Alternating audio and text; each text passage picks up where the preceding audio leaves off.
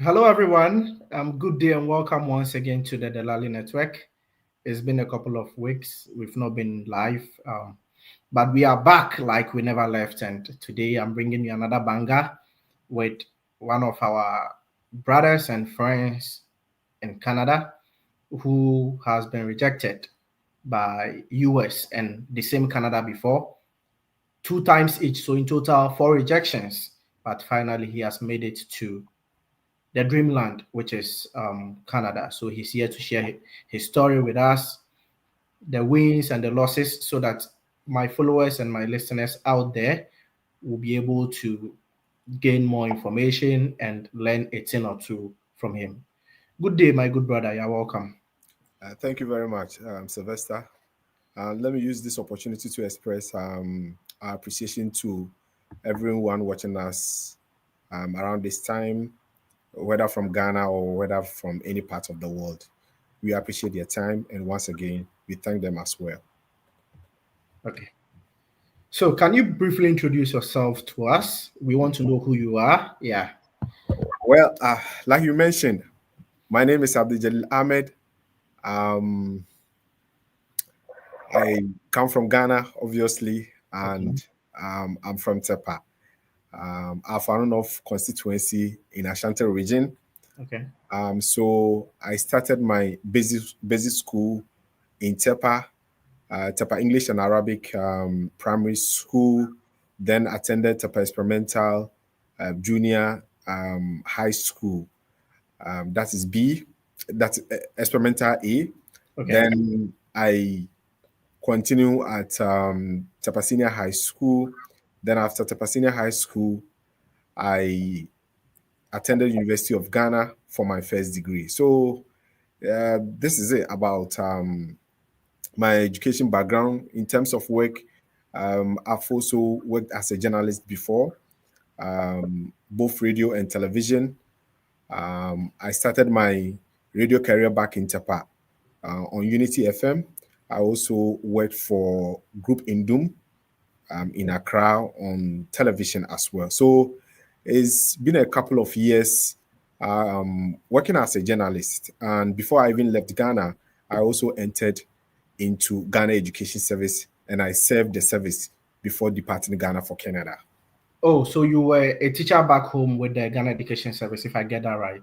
Yes, from 2018 to 2023. Yes, for 5 years I served the Ghana Education Service at Formina Amas Senior High School, Adanse Formina, and I handled Christian Religious Studies (CRS). So I was a CRS teacher, even though I'm a Muslim, but I handled CRS back at Formina Amas. So I taught before I left Ghana.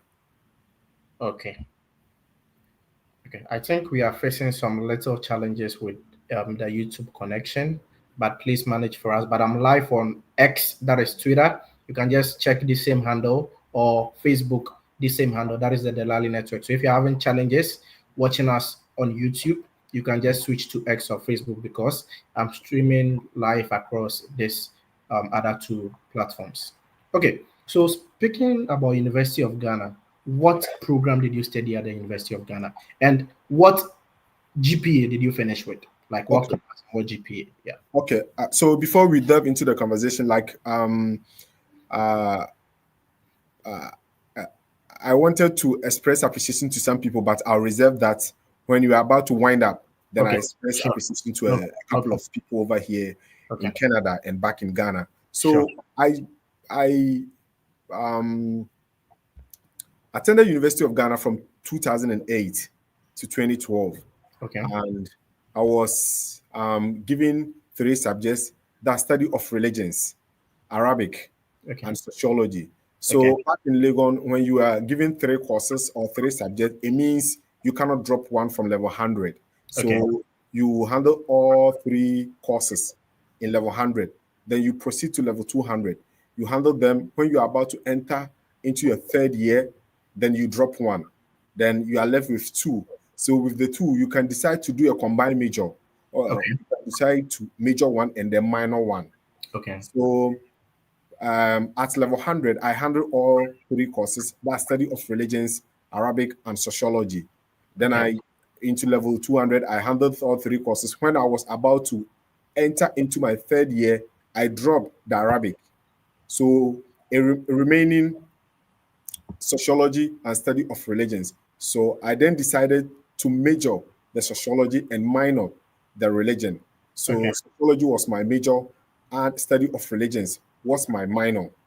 And I completed with a GPA of 3.83, and I completed in 2012. Oh, so you finished with the first class from the University of Ghana, Legon. Yes, please. Yes, I did. Okay. So back at that time, studying this particular course you mentioned, did you have any backlash like, oh, whatever program you are taking, it wouldn't help you in terms of maybe the job market or proceeding in the future? If you can touch a little bit on that. Well, I must say that for the backlashes, it came. We had a lot of criticisms. We had a lot of vilifications. Some decided to make mockery of us. Some decided to malign the courses that were given to us. I remember others were saying, "Why don't you attend teacher training college?" Because it was I don't want to use the words booming, but it was there back at that around that time. So people suggested that, well, you had good grades, so you could have attended teacher training college. Some also suggested that we should opt for nursing training.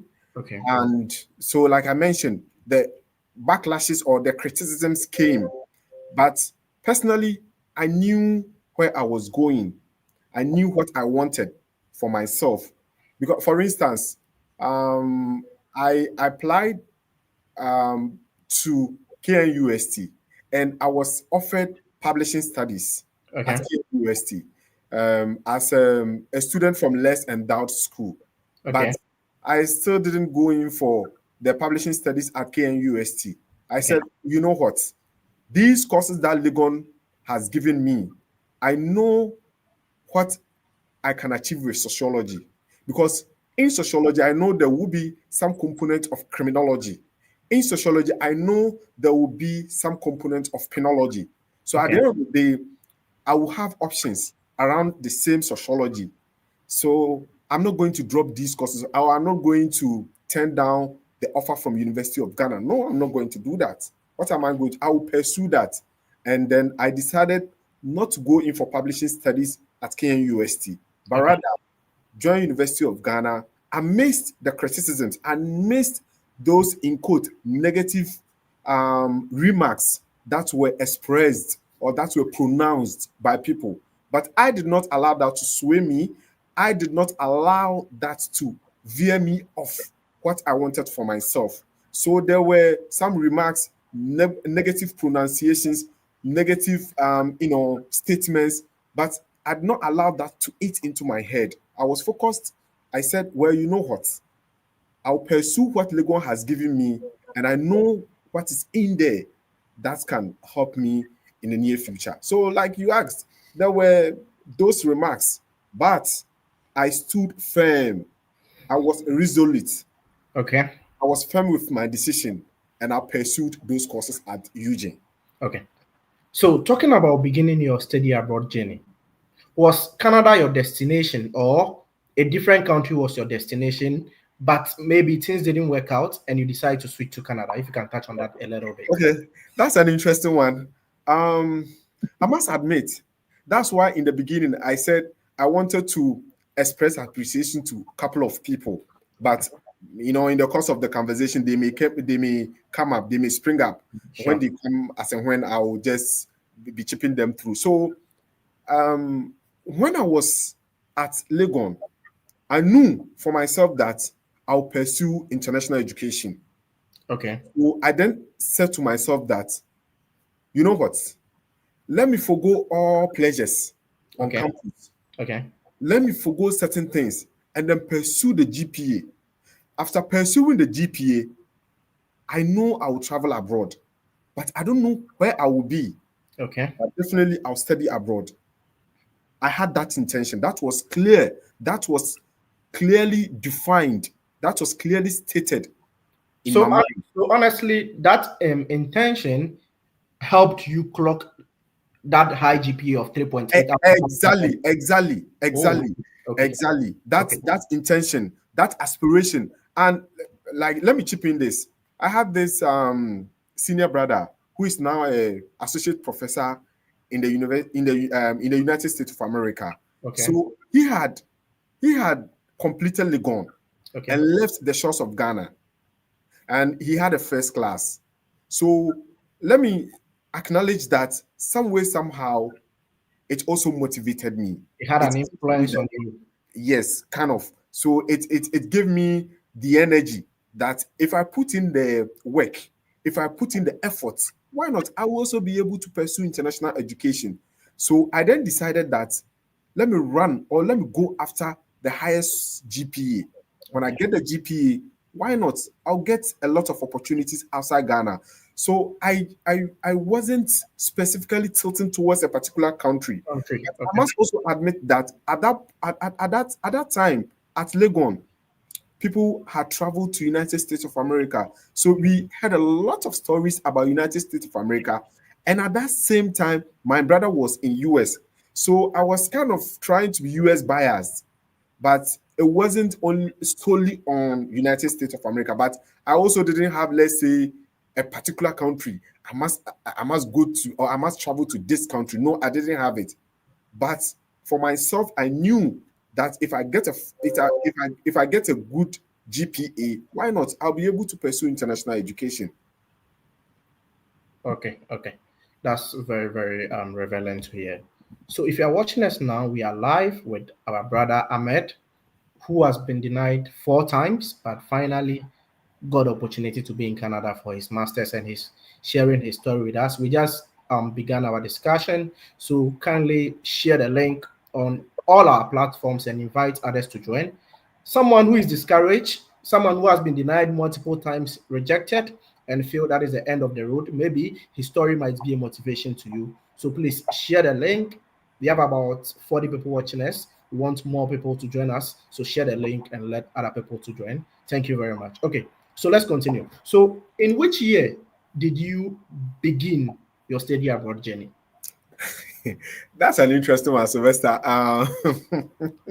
Okay, so um, I have a follow up. So if you can quickly just answer this, then I'll okay. continue. Oh, so I started back in 2012. Yes, 2012. 2012. Yes, Okay. In which year did you get opportunity to arrive in Canada? I got the opportunity to arrive in Canada in 2023. 2023. Yes. So let's do the calculation. Mhm. 2012, Yes. 13, 14, 15, 16, 17, 18, 19, 20, 21, 22, 23. Yes. So you pursued study abroad for 12 good years before Yes, it I did. worked out. Yes, I did. Why did it take that long period? 12 years? Why? What happened? So I cannot have a decisive answer. I'm a Okay. Muslim, and Muslims, we believe that our destiny is controlled by Allah the Almighty. Okay. But in as much as Allah controls our destiny, we also have that firm belief that you must put in an effort. The effort I did, the effort I ensured that I'll put it in. But to say, well, in those years that I got denied, reasons were given. So when reasons are given, it is up to you to make sure that you meet those criteria, or you meet those reasons based upon which you have been denied. Because it cannot be out of order that you'll be denied and you wouldn't be told that, oh, you need this, you need that to improve your application. Yeah, right. So let's start from 2012. um I hope I can veer into that. Or Sure, sure. You can. okay, so 2012, whilst wrapping up on my first degree back at UG, Okay. University of Ghana, i I started putting in place application or the necessary To which preparations country? To which country? to United States of America. Okay. Okay, so I started putting in application. I started putting together my thoughts and my plans, because United States of America back then, we used to have this GRA, GRE, graduate Record examination. record examination. Yeah. Yes. So I knew that I had to take that exams. Oh, so you even took the GRE? Yes, I took GRE. So, interesting enough, on the day that Malcolm collapsed in Accra, if you recall, 2012, I Yeah. think that was around 7th November. That was the day that I sat for my GRE. Oh, That wow. was the exact day that I sat for my GRE. So when I completed Legon, then I started fishing for schools. Then I got SDSU, South Dakota State Okay. University, and Okay. that one also. Let me acknowledge as a senior of mine, Dr. Adams Kusiapia. He's now a PhD holder in the United States of America. He got to SDSU, South Dakota State University. Okay. Then I got to know that, well, there's a school in the United States of America known as South Dakota State University. So let Okay. me try there. I tried. I sat for the GRE. I passed, and then I put in the application. Fortunately for me, I got admission, but did not land funding. Okay. Yes, so I got admitted. So the journey or the story was now between myself and the U.S. Embassy in Accra. So Okay. then I attended the interview in 2013. It didn't work out with Okay. South Dakota State That University is with no funding. with no funding. No, But you wrote the GRE, and yes, according I, to you I passed. sat for GRE. So Yes. what happened? Like what happened? Well, I think Will you around say will that you time, will you say you were not too strategic enough during that period, even though yes, as you wrote the I GRE? cannot I cannot rule that one out. Okay. I cannot rule that one out. I think around that year, the funds or the money for funding weren't enough. So Okay. it was kind of bit. Okay. You get it. Yeah. So even though it could be that I wasn't strategic enough, but that cannot be the sole or the entire reason. Sure. Yes. You're right. So there were other factors in terms of funding allocation for the department. Okay. You get it? Yeah. Yes. So I did the application. I got admitted. It got between myself and the embassy, U.S. embassy in Accra. Oh, And so hold on. When you got only that first admission, you didn't try to like pursue other options for like other schools. no, I didn't. Okay. No, I didn't do that. Okay. But yes, that's one thing that as the conversation progresses, I'll be talking about that. That people shouldn't be relying on one school. You shouldn't be Okay. doing that. Okay. Probably you can spread your tentacles. You can spread your search, and that Okay. will help you. Okay. So, like you asked, I didn't look elsewhere. Okay. I focused only on SDSU, South Okay. Dakota State University, Okay. and I I didn't get the visa. I was denied a visa, even though I had the admission.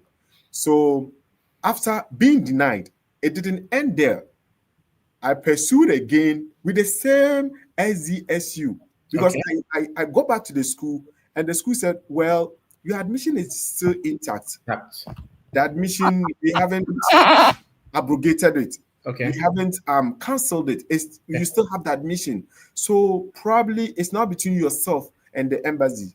Maybe you can try and maybe you may get it. And So why didn't you create a case that okay, you went the first time and you were denied, and you have the GRE which you also added to your application? Why don't they make maybe some allocation for funding for you? Or is it that the second time too, funding wasn't available for the department during that period? okay. So the point is that funding was there, but even with my 3.83 and the GRE, these two weren't things, they weren't kind of a guarantee Okay. because someone may also be having 3.85 or 3.90. It is when it comes to international education or application for international education, it is not only you that is pursuing that. We have other colleagues from other parts of the world that are also what pursuing the same school, pursuing the same department, that have also put in application with the same sociology department. So Okay. you may get 3.83, you may have sat for GRE, but you are in a pool, you are competing with other people, other colleagues from different parts of the world. Am I making sense, Yeah, please? yeah, with other solid credentials as well. Exactly. And so they made it clear to me that I'm not the only one looking for funding. You understand? We are many. So my thought was, then I have to go for another interview with the same school, with the same what embassy. Okay. Then I tried for the second time and I got denied Okay. with US. Okay. Okay. Now we are still looking for schools. Okay. So Then after you got denied the second time, why didn't you give up? no, Sylvester, in the beginning of this conversation, I made it clear that back at University of Ghana, I told myself that I'm pursuing or I'm going after a highest GPA because I want to pursue international education. Okay. I want to learn or I want to attend school beyond the shores of Ghana. Okay. So if SDU I've gotten an admission, I've written GRE, it means the GPA is still strong. But maybe I have to put in one or two things to meet the criteria of the embassy. Okay. So that shouldn't be the stopping point, or that shouldn't discourage me Okay. from traveling outside the shores of Ghana to pursue education. So I Okay. said to myself, no, I am not relenting. Okay. No, I am not backing off. Okay. I'll continue. Then came in the story of Canada. Okay. And So the US rejection Mhm. actually, that's the two rejections, actually made you redirect your focus towards Canada. Towards Canada, Okay. yes. And before even coming to Canada, I tried Commonwealth Scholarship, UK. Okay. Commonwealth, I got to the last, but I was in the process. But let's say eventually I didn't get the Commonwealth Scholarship. Okay. But I pushed to the highest of my ability, but I did Okay. not get it. Okay. So I pursue Commonwealth Scholarship in UK, and I also tried Mundus. Okay. I also tried Mundus Scholarship. I think Mundus is in Hungary, right? Yes, it's around the European countries and Countries. beyond, Erasmus Mundus. Okay. So when you awarded a scholarship, it could be, let's say, three institutions hosting you. So Okay. you go here, you learn, you move to the other university, you learn, you go to the other university, you learn, Oh, two or nice. three universities. Yes. So Okay. I try with Mundus, I didn't get. Then the story of Canada came in. Okay. So with the story of Canada, were you just doing some searches, or you came across someone along the line who also helped you that, okay, why don't you look at Canada instead of focusing your energy on the US? Okay. You can take So that. like I did say, beginning the program, that um there are a lot of people that I have to express appreciation to because they've helped me Sure. in Sure. in coming to this far. Getting to the end of our discussion, you'll be given Exactly. to But do. as and when I'll chip in the name. That's fine. So at this juncture, I have to also mention a name, Okay. and that's my cousin. Okay. Wherever he is, um, I appreciate all that he's done for me. So now the story of Canada started with my cousin. Okay. So my cousin got the opportunity to come to Canada. When he got here, Okay. he told me that, well, there's this school in Canada, and with your GPA, and he had a bigger GPA. His was around 9.3.993 or 95, Okay. thereabout. So he said, with your GPA, why don't you try it? Try and let's see. Probably things may change because you try United States of America, and why not? Things could change for you in Canada, and I pursue that. So it, let me put it this way: for Canada, I did not do the search. Okay. Yes, I got to know the school via my cousin. Okay. And did you apply to only that school, or you applied to other schools in Canada as well? Yes, I know. Interesting question. So the same thing I did, like I did with United States of America, SDSU in Canada. The same thing I did. So should I I say you didn't learn a lesson from what happened for the US journey? well, it Because wasn't. you applied to only one school in the US, Yes, no funding, you got denied two times. And through the intervention of your cousin, you got to know a school in Canada. yeah. So at least give you opportunities? Why didn't you apply to multiple schools? Or you had that goal that no matter what, with this school in Canada, I am getting in and I am going to be fully funded. Okay. Yeah. So um that's an interesting one. So it isn't that I did not learn from the US experience. No, I learned.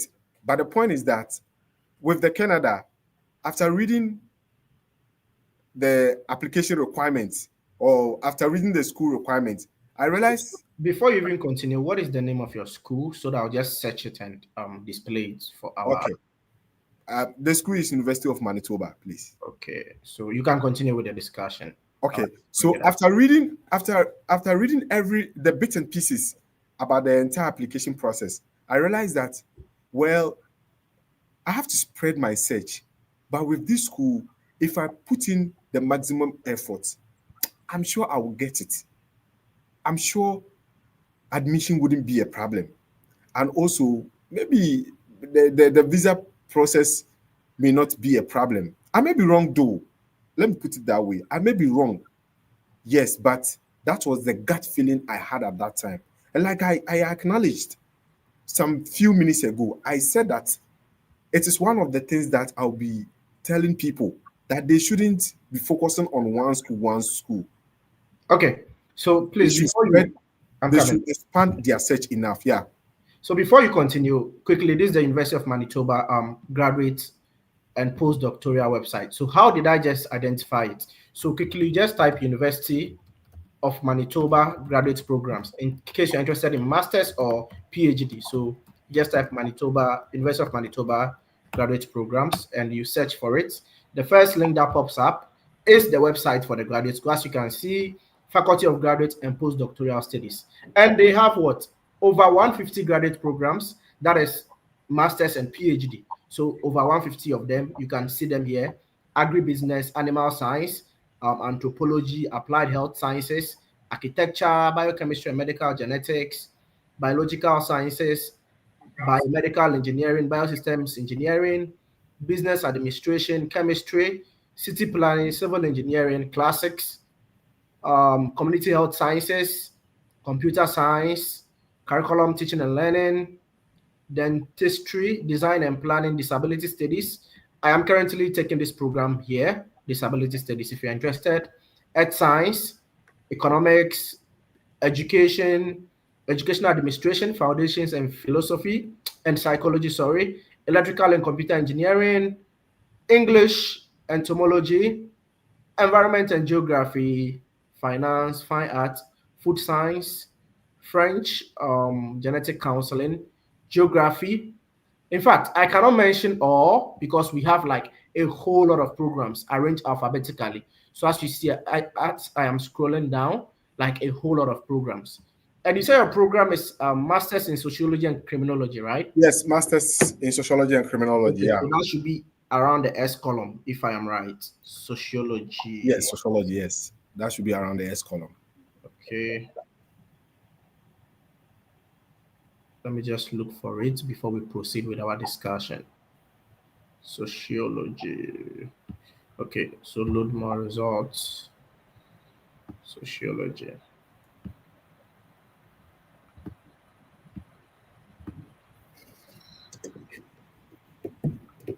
Okay, S column. Okay, so MA Sociology. This is it, right? Can you see Yes, the screen? Okay. yes, I can see your screen. Yeah. So the reason why I'm just taking my time to open it is because we'll be looking at the requirement so that anyone with your background or something similar who is interested to apply can Mm. quickly check them out and apply. Okay, so let's continue with our discussion. All right. Please, So, before you continue, if you have any question for our guest, just leave it in the comment section for me. Or when it's time for the questions, I'll circulate the link around. You can join us live and ask your question. And don't forget to share the link to invite other people to join. Let's continue, Ahmed. all right. So, like I mentioned, it wasn't that I didn't learn. I Okay. learned, but after reading the application requirements, what entails in the application guidelines, I told myself I had that gut feeling that if I put in the needed work, the needed effort, why not? I will be able, or this time around, it could work for me. I may have been wrong though, but like I pinpointed, I'll be advising people that they shouldn't do that. They Okay. shouldn't chart that path like I did. Okay. So that was why I didn't try other schools, but Okay. focused fully on University of Manitoba. Okay. So the program you also applied to, it like fit into your profile perfectly, if I am right. Exactly. Yes. Okay. So before you applied to University of Manitoba, I am pretty sure you checked the requirement. Were you required to like secure a supervisor before you apply, or you No, just proceeded to apply as with at that everything as at packed in? that time, no. Okay. As at that time, no. Yes, I don't know if things have been modified or Okay. things have So been I'm altered. currently on their website now. Let me Yes, just other than that, as at that time, in okay. 2015, 2016, when I was doing my first application, no, you need not to contact a supervisor or a professor before you be admitted. No. Okay. So I'm just currently at the admission requirements now. Mm. So it says the following are minimum requirements to be considered for entry into the program. Meeting this requirement does not guarantee acceptance into the program. So admissions decisions are based on the qualifications of the applicant as well as the ability of the Department of Sociology and Criminology and the University of Manitoba to serve the applicant's intended program of study and area of specialization. To be considered for admission to the MA Sociology program, an applicant would be expected to have either of a pre-master's year of stipulated courses following a 3-year BA or a 4-year advanced BA in sociology or equivalent, or a 4-year honors degree or equivalent in sociology or a closely related cognate field that includes substantial sociology content and a strong foundation in sociological research methods and theory. A minimum GPA of 3.25 in a substantial number of courses in sociology. Okay, the English language is not compulsory because it's waived if you are a student applying from Ghana and other countries as well. So you can double check that. Then how to apply? Application fee non-refundable. Let me see how much is the application fee at the moment. Okay, so this is the application fee 130 Canadian dollars for Mhm. international students. Yeah. So international students 130. So let's come back. Then unofficial copies of transcripts and degree certificates. So you can use your unofficial copies of your transcript and your degree certificate. Then you need a statement of intent, and they have guidelines for writing your statement of intent. When you click on it, you see this PDF here shows the guidelines. What should I be trying to achieve in my statement of intent? How long should my statement of intent be and how should I frame it? What kind of information should go into it? So before you draft your statement of intent or your statement of purpose, you have to check these requirements very well before you go ahead to put in your application. If not, if you apply blankly, you might end up getting denied. Then two letters of recommendation must be requested from within the application, proof of English proficiency if required. But most applicants from Ghana is waived for us. Countries exempt, as you can see, Ghana is right here. Ghana, Nigeria, New Zealand, Namibia, Malawi, Liberia, Lesotho, Trinidad and Tobago, US, Zambia, Zimbabwe, a whole lot of countries here. So if you are from any of these countries, you don't need an English proficiency letter. Then let's see. Okay, so they did even mention that you should contact any supervisor before you apply, and they said the applications are reviewed on rolling basis. They open July 1st of a year prior to start term, and the deadline is January 8th. Oh, so you can actually apply for fall 2026. That is Yes. next year September. Now the deadline is January 8th, as is stated here. So if you are looking at this program and you qualify, I advise that double check the requirements and put in your application. And I also noticed they have areas of study for the department. So these are the areas of study. Let me quickly read it out before we even continue with our discussion. So that if you're applying, you can just double check that. Oh, where did I saw this somewhere. Just comment. Let me just see if I can identify this. Okay, let me go back. Sociology. Okay, I know what to do. Sociology. in U of M. So it just takes me directly to the department.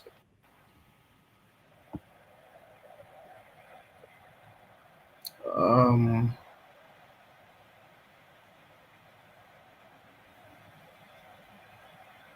so programs of study. Okay, so Masters of Arts. Sorry for the delay. We'll continue the discussion. I'm just trying to make things clear to all our listeners and followers before um, we proceed. Okay, so this is what I was looking for. I want to just highlight. Okay, let me see if I can highlight this.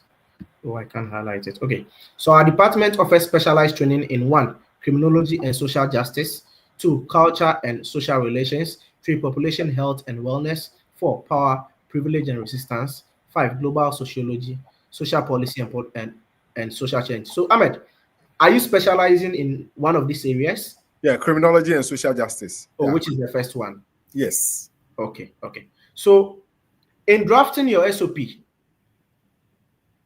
did you state that clearly that you wanted to be in this specialization, or after you were admitted, that is when you were given this specialization?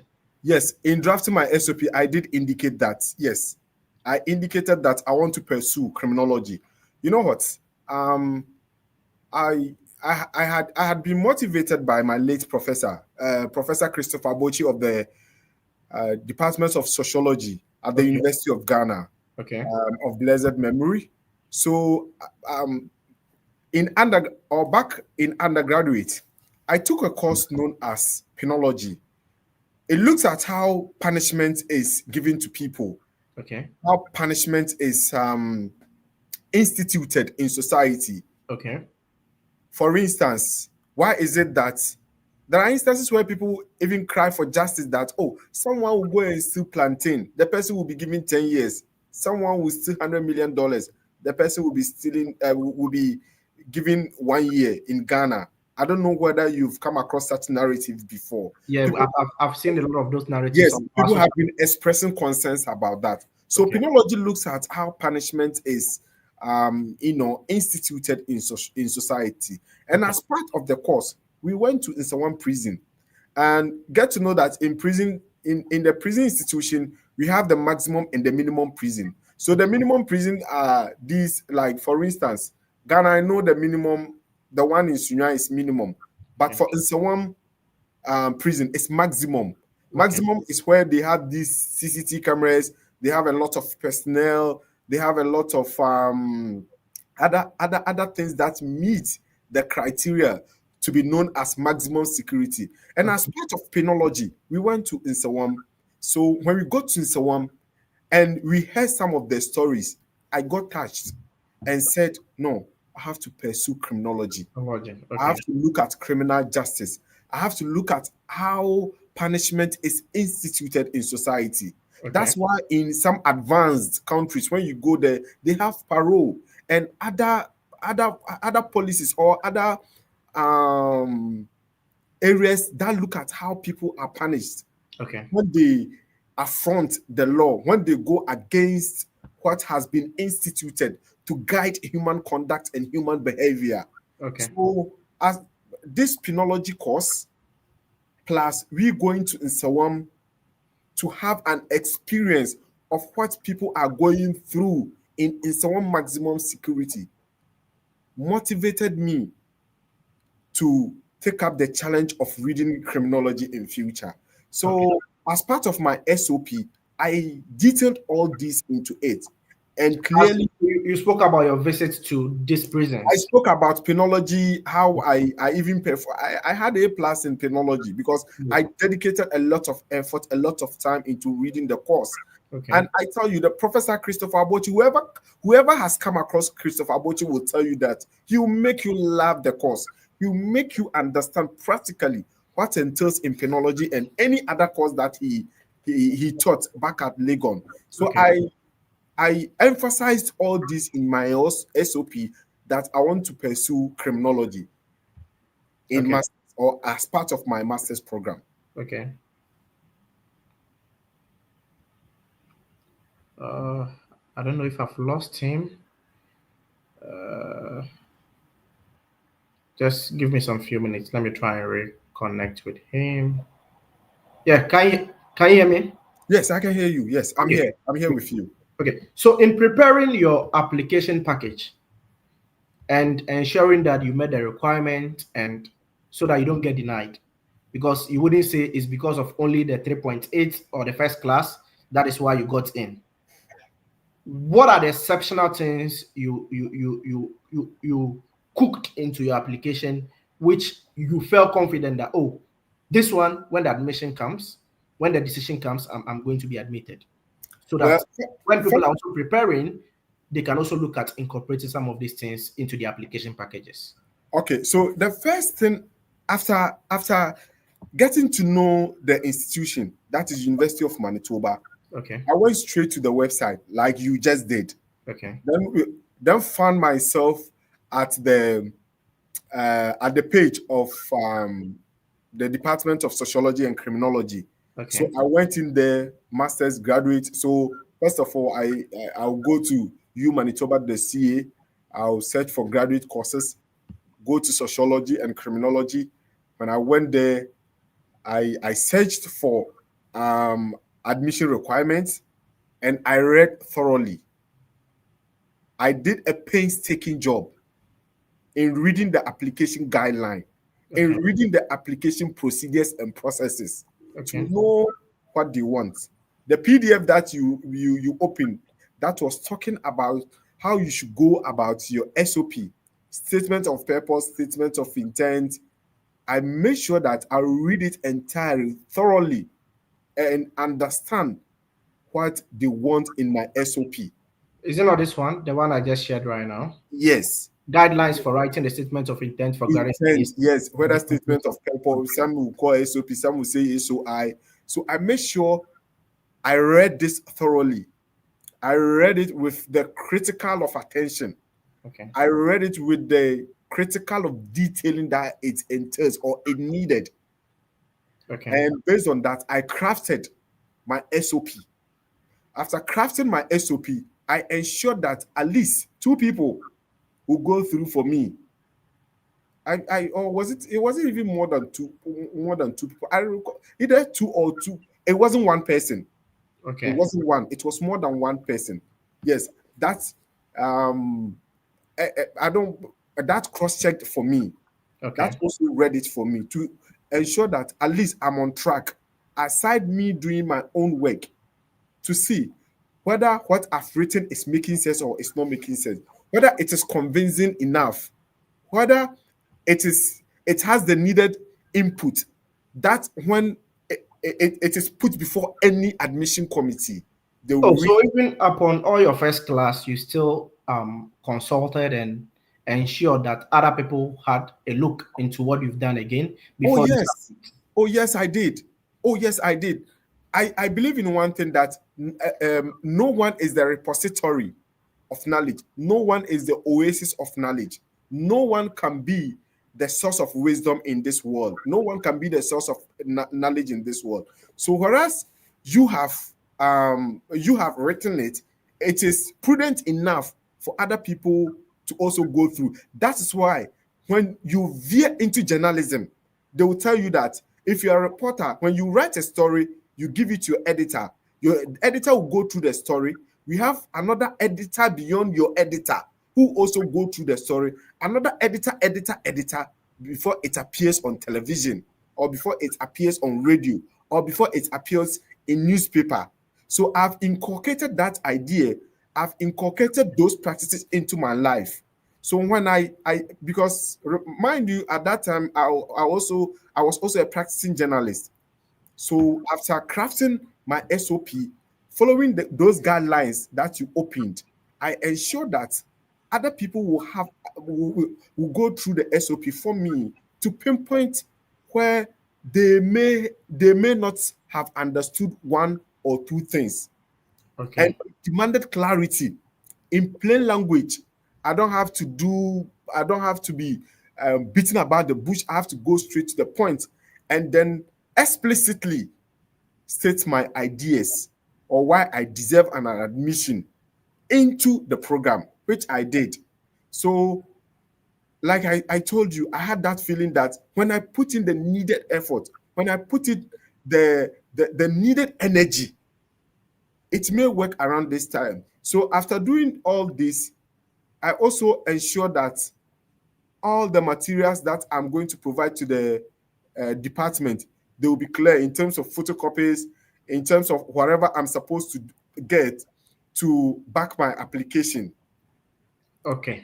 It is the certificate that I have to make sure that I do a diligent work on it as in photocopy. You know, there are instances around those times you when you don't pay attention, people can mess up with your documents. You Yeah. understand? So I Sure. have to make sure everything is readable, it is clear that people can see and Oh, then read and interpret as part of the application process.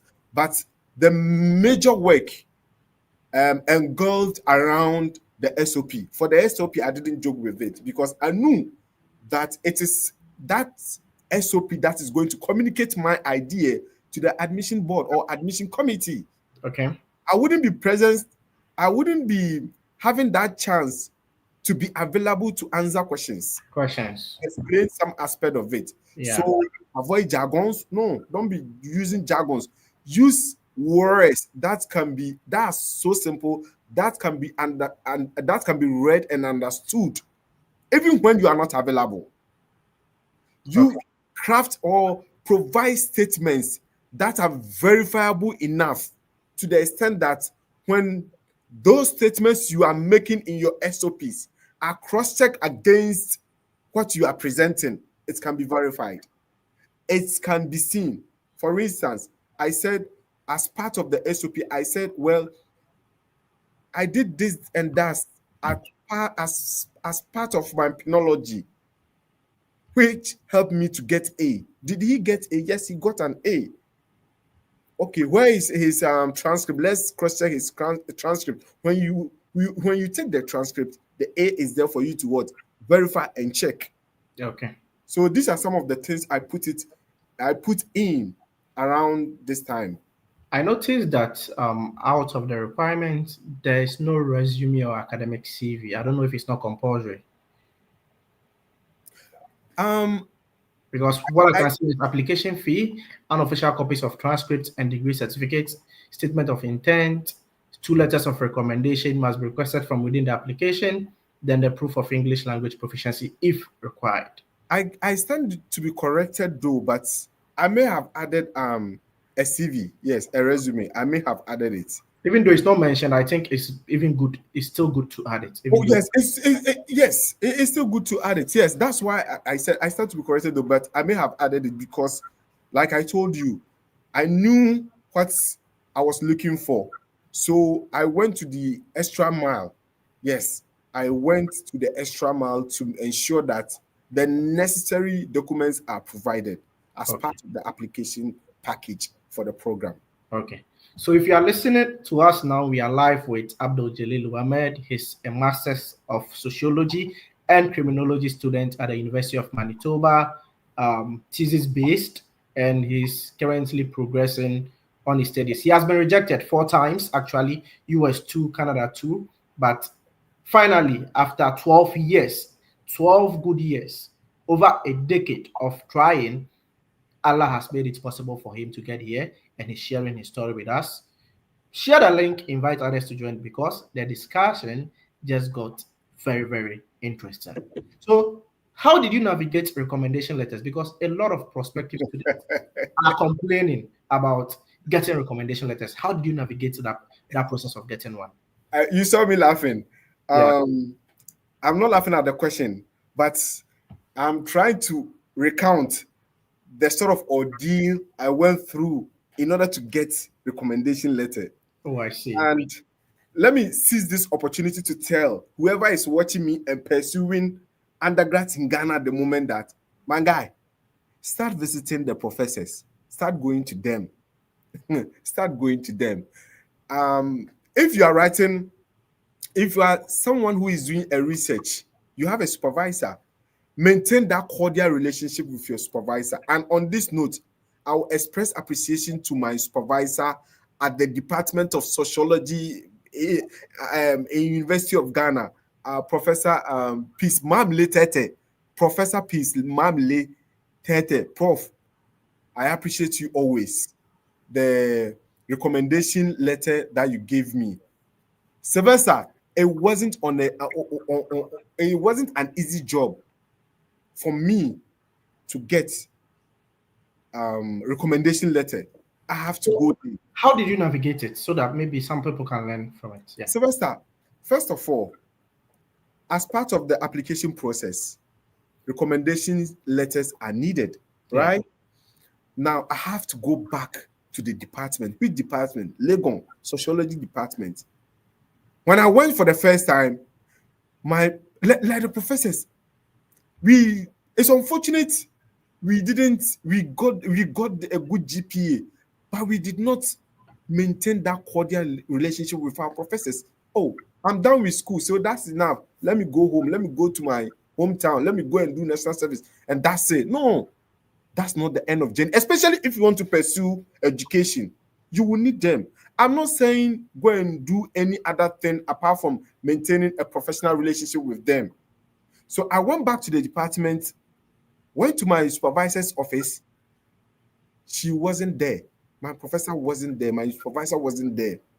I had to go home, come back the following day, be at the department searching for my professor. I don't have her contact. I think I was even having an email. Like, Ghana, how email works. Unlike this part of the world, Ghana, how you may send an email and it will take a couple of, before emails are responded. So I went back to the department. I I I I, I was visiting the department then and then until one afternoon. I was fortunate to have met my professor. So I went into her office. She saw me and was like, "Gentleman, I know you. How are you doing?" We exchanged pleasantries, and I told her my ambitions, my aspirations. And professor was like, "Oh, look, you don't have a problem. I'll do that for you. I'm happy you want to aspire. Oh, I'm happy you are aspiring to learn beyond the boundaries of Ghana. Why not? I'll write you recommendation letters." And because I passed through her, she supervised my thesis Okay. undergraduate. So she knew my academic abilities. She knew me beyond the books, beyond the classroom. She knew my strength. She knew what I could offer, what I could do. So she said, "Why not? I'll do that for you." And I provided her the email. She provided me with the email. I put it into the necessary things. The link was sent to her. She filled out the link and submitted it. So it wasn't easy for me. If I'm to recount or in trying to recall what I went through even before meeting her, it wasn't easy. So I'm telling those watching us now, especially if you want to pursue foreign education, if you want to pursue international education, and recommendation letters will come, definitely they will come. You can't run away, you can't evade that. Recommendation letter will come. Please start searching for those professors. They are important. So that is how I navigated through that. Yeah. Okay. So after you submitted your application for the University of Manitoba, if you could remember, how long did it take for the admission decision to be made, and which year was that? If because according to your story, you spent close to 12 years Yes. pursuing study abroad before Yes. you finally got opportunity to come to Canada in 2023, if I'm Yes. right. 2023. Yes. Yeah. So how long did it take for the decision to be made when you Okay. submitted? So if I recall, my first application to the UFM was UFM is University of Manitoba. Was around 2015, 2016. Okay. Yes. So I made sure, like you read out, yes, the January 8th. I made sure, if I recall vividly, I submitted an application in December.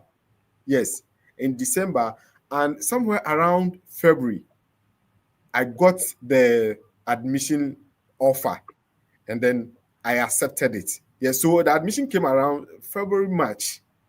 Yeah, around February, March. Yes, the offer came around that time, and I accepted the offer. Yes, so from there, it now comes in between you and the embassy. Then I put in my application with them as well. Okay, so after you received your admission, did it come with like funding, or it was just the raw admission that came? Okay, okay, it came with funding. Oh, so you actually got funded by the Department of Sociology and Criminology. Okay, so there are these they have entrance funding that they give to students. Okay, I was fortunate to have had that one year, I recall, and okay, other funding as well. Yeah. okay. So like when the funding you had, was it like a full funding? Because those watching us now, some of them might be interested in applying to, because some of them might have a profile that fits into the program. So was it like a full funding, 70%, 80%? If you can clarify that. Okay, so I don't know. I don't know how to put this. Like these were monies that can help you pay your tuition. You understand? Yes. Let me put it that way. These are monies that can help you pay your tuition because you are here to learn. Yeah. And the first thing, as part of your learning process, you have to pay for your school fees or Okay. tuition. And these are monies that can help you to pay for your tuition. Yes. So I don't know if it So falls your full okay. So, funding or if it falls okay. under partial, but I Okay. mean, you'll be So able to, your only focus was maybe just getting the living expenses, yes, yes, because at least what the department was giving you, including the entrance scholarship and the departmental offers, when you put everything together, it could pay for the tuition for the whole program of 2 years. yes, exactly, exactly. Yes, you'll be good. Yes, you'll be good. Yeah, Okay. with So that if one. you are listening to us now and you're interested in applying to the Masters of Art in Sociology and Criminology, please, University of Manitoba is the right school. I'm not saying other schools are not right, but in terms of funding, as he mentioned, he was funded. And I think aside him, there are other people in the department that are also funded as well. Just have a good GPA, and with the funding, you are going Yes. to get it. Sometimes you can get admitted, but you might not get the funding because of the GPA. Thank you very much for stressing Okay, that point for me. talk Yes. about that. Yeah, talk about that. Yeah, the GPA is important. The Yeah, GPA, like he mentioned, that's why I mentioned earlier on that at undergrad, I said to myself that let me pursue, let me get a highest GPA, let me get a good GPA. I won't say 4.0, but let me get a good GPA. And with GPA, with good GPA, you'll be good. Even when you put in application into a lot of schools, you see the kind of outcomes that you will get. yeah. So it is very important. If you have the opportunity to pursue that now, just do that. If it is, let's say, if you are done with your program, then I don't know how that can work out for you. Maybe you may have to do West evaluation and other things. But if you are watching us now and you are at Legon, KNUST, UEW, Amusted, UDS, The training colleges. please make sure that the GPA is important. Well, application processes entail a lot, but I'm telling you that for masters, for what I know, they have this minimum requirement for admission. I think It even is your department says 3.25 when I exactly, read it out. exactly. So it means that even before you be visiting your documents, Yeah, you here want to see I've highlighted it. excellent. A minimum of what? 3.25. 3.25. Yeah. So it means before we will even be tabling your name or listing your name, we want to see this 3.25. And let's say you have 2.0. So, but you have a good CV, you have a strong SOP, you have this, you have that. But where is the 3.25? You are hovering around 2.0. Should you be considered above someone who is having this 3.25? I can't say no, but I'm not sure that can happen. If you're having a strong SOP, you're having a good CV, but the GPA is 2.0, Sylvester, as against a person or as against an applicant who is having 3 point, let's say 3. So probably the 3.3 person will be looked at before it comes to your turn. So please put in an effort and get a good GPA. And for the good GPA, I'm not going to say, oh, get 4.0. No, I'm not going to mention anything. You know what is good for yourself. You know what is good. If you are at the university right now, you know what is good, because you will be going for the beaches, you will be going for the ninth class, you will be going for whatever you want, because you know whether it is good for you or not. So my word I'm using is get a good GPA. And for the good, I'm not going to define the good, because you are in a poor position to know what is good. Read around application processes and see what other schools are demanding beyond even University of Manitoba. Check other universities. Oh, so this one wants 3.0, this one wants 3.5, this one. So you at least get to know, you have a fair idea that, well, before they are saying that, let me get this 3 point something before they even what look at my documents. I'm saying that, for instance, I cited this example once time that, okay, back at UG, some people had this convention. They had this thought that, oh, well, at the university, get connected, know people. Even if you don't get a good GPA, you are good to go. That's an opportunity you may have. But one can also decide to pursue a good GPA. Then I get the good GPA. They are looking for job. I apply for my first class. Even if I'm blockheaded, even if the person is dumb, before they realize this guy is dumb, the person may have used his first class to have entered that place before they get to know. But maybe you are not having that. So you may not even have the opportunity to enter that place for them to know, oh, this guy has something more than this first class guy. But because this first class guy is having his first class, he has even entered that place before they realize that he cannot do this. So please pursue the GPA if you have the opportunity. You may not understand now. You may not. It will appear like, why is this guy hallucinating? But at the end of the day, if I'm to tell you some of the convivialities, some of the things that accompany GPA, okay, that will be for another discussion someday. So just to clarify, actually, we are not discouraging anyone who has a low GPA. And having a low GPA, you can't go and undo that already. But then there are other things you can do to strengthen your profile to ensure you get into some of the schools out there. For example, you can take the GRE exams, that is the graduate record examination. You can go and take on some research internships. You can do some teaching assistantship, volunteer jobs, like just do things related to your program to build your profile. Let there be evidence that your academic work only doesn't define you, but other things which are non-academic will help also strengthen your situation. So even if you have a low GPA, you can't go back to school and say you want to start over and get a very high GPA, but then putting some measures in place so that at least those other positives can cover up for the low GPA. And some of these schools, they are not only looking out for the GPA, but they're also looking at other aspects of your application, which are very strong, and you might get something out there. Okay, so let's talk about the visa application.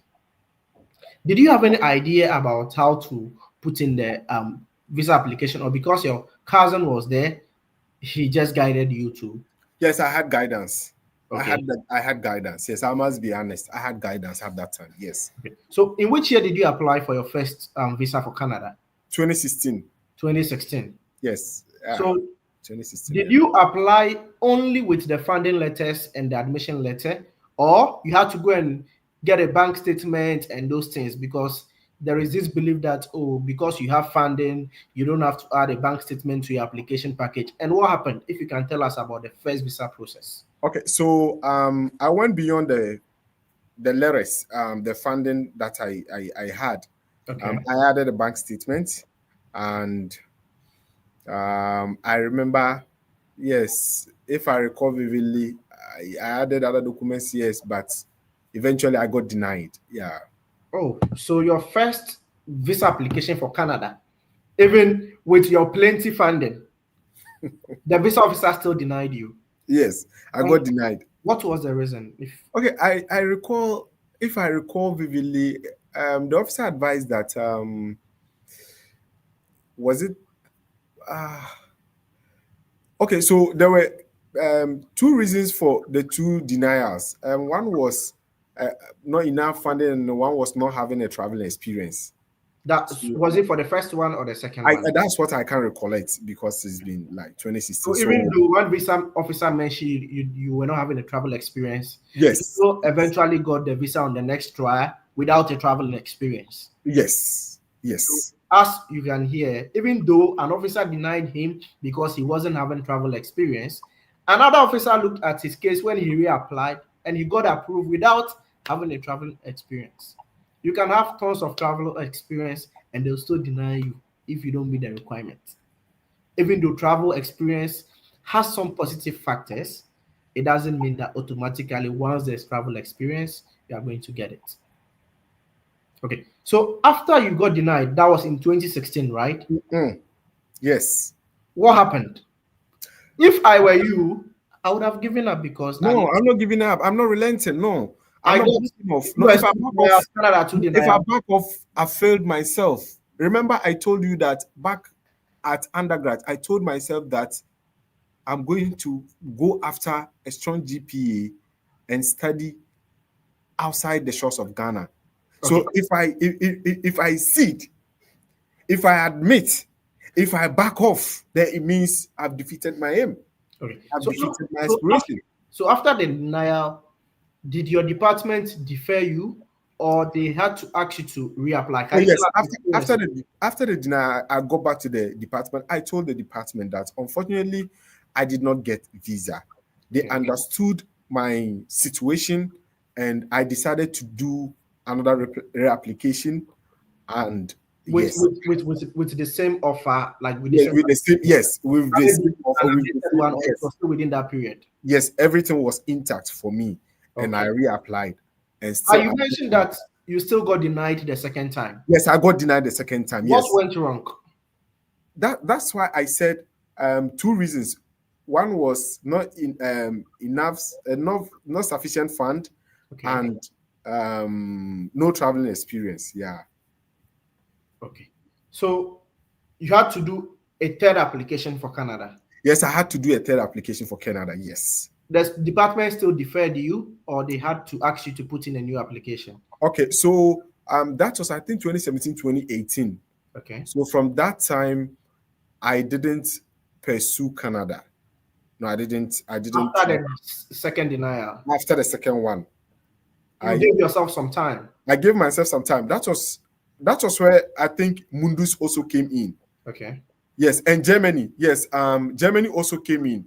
I DAAD scholarship, that scholarship. Yeah, I think that I think it's Germany also. Yeah. Yes, Germany. Yes, Germany. That. So I tried that as well in between. So from 2018 up to 2023, then 2022, um, I I I said I want to try Canada again. Okay. And let me express appreciation to my younger brother watching us in the United States of America, Ibrahim. I had his support. I had the support of my wife, and I had the support of my cousin as well. And then I put in the application again, and by the grace of Almighty Allah, I had it this time around. So I started from 2022. Around this time, I remember I submitted my application in December. Okay. Then around February, I had the admission offer, and I accepted. Oh, so that means when you reapplied for admission, the department still gave you the admission, Oh even yes, after pausing for like I think 2 or 3 years, and you yes, go but back and you apply. know you have to put in and you have to submit your transcript, SOP. So did you improve on the SOP or you just submitted the old thing you used? No, I improved on the SOP because I recall even when I completed University of Ghana, when I was doing radio, um, at a point in time, I had this interest in certain kind of social issues that I pursue. So I inculcated some of these social issues into my SOP because they were kind of human centered, that Okay. were burdened around punishment and those penology aspect, criminology aspect. So I inputted them and then submitted those documents. Okay. So how long did the third application take before you heard from them? Like how long did it take? From the school. No, I mean the visa application you submitted. So it took a while. It took a while. Other than that, per the plans, I was supposed to start in 2023 4, but when the fall season, or when the fall period started, still decision wasn't out. So I had to wait. So it took a while before I heard from them, and then eventually got the visa and then left Ghana for Canada. Okay. So, what were some of the other documents you also added to your visa application to make a good case after you were denied about two times? I believe you also tried to look at what were the reasons why they denied you. How best can I strengthen my reapplication this time around so that the officer wouldn't deny me? So, what were some of the positives you did in your final application, which you believed helped you get an approval after being denied two times? Okay, so I knew from experience that this time around I had to be guided. I Okay. had to make sure that I do things thoroughly. I put in a painstaking effort. I put in a cautious approach Okay. into submitting the document. So I ensure that things that are supposed to be explained ought to be explained Okay. explicitly, and also documents that hitherto I did not include. This time around, I have to make sure I include them, and also even my status as marital status has even changed. Okay. Now I had a wife, I had kids. I have to make sure that um, they are all covered in my story. Um, some other items that I had, I provided all of them as well to establish ties between myself and my country. So I went beyond the ordinary. I must be honest. I Okay. went beyond the ordinary. Okay. Letters that I knew are supposed to be included to explain my circumstance, because it cannot be ordinary. It cannot be same old story. It cannot be those that previously you submitted. Then Okay. it means you are not making any difference. You are not making anything different from what they've seen previously. Yeah. What has changed? What has improved? Why are you coming again? Why are you here again? And in answering that, you have to make sure that you you convince the person to the brim, to the maximum. You Yeah. make sure that what you are going to put in front of the, and Canada is application. So what you are going to put in front of the person, you have indicated that, and you cannot run away from it. Never try to do that. You have been denied. So you are going to indicate that you have been denied. So, okay, when your application goes to the person will know that, oh, I'm handling someone whose application has been denied before. So, what is new? So, ask yourself first that if you were to be in the same position, this is the kind of question you ask: what is new here? Then the person will start scrutinizing your documents. So, you have to make sure that you don't leave anything by chance. Put in every new thing that has come. Explain yourself well on paper, whether in Word document or what, but explain yourself. Explain, give detail, get necessary letters, get necessary supporting documents that can indicate that there has been a change or there have been changes in your application, because you cannot do anything wishy-washy. You cannot present a half-baked story. You cannot provide something that is not encouraging. So I was guided by my previous experience going into the new application, and I ensure that whatever I am supposed to attain to make a credible case for myself this time around, I have to. Whatever letter that I have to get, whether from the department, whether from the school, whether from myself, whether from whoever is sponsoring me, if previously I didn't include those letters, I have to do those small things that I've been able to do in Ghana. I have documents to back them up. I have to present them that, well, look, within these years, this is what I have done, Okay. to show to the person that, well, after going through your documents, I can see that there has been significant changes, unlike the previous ones. So I did all those things, and by the will of Allah, it eventually materialized. Okay. So, if you are listening to us now, I'm live with Abdul Jalilu Ahmed, a Masters of Arts in Criminology and Sociology student at the University of Manitoba.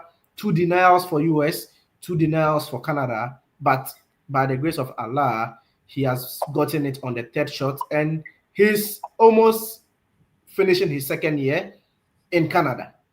So if you are watching us now and you are thinking of giving up, maybe his story could be a motivation for you. And who knows, it might work out for you during the fifth try, during the seventh, during the eighth, or even during the 10th or the 15th. In all, don't give up. So I've shared the links out for questions to be asked before we move on to the final aspect of our discussion. And I can see a lot of people backstage: Kelvin, Elvis, Steve, Nancy. So just hold on. I'll be bringing you guys on stage now so that you ask your questions before we proceed.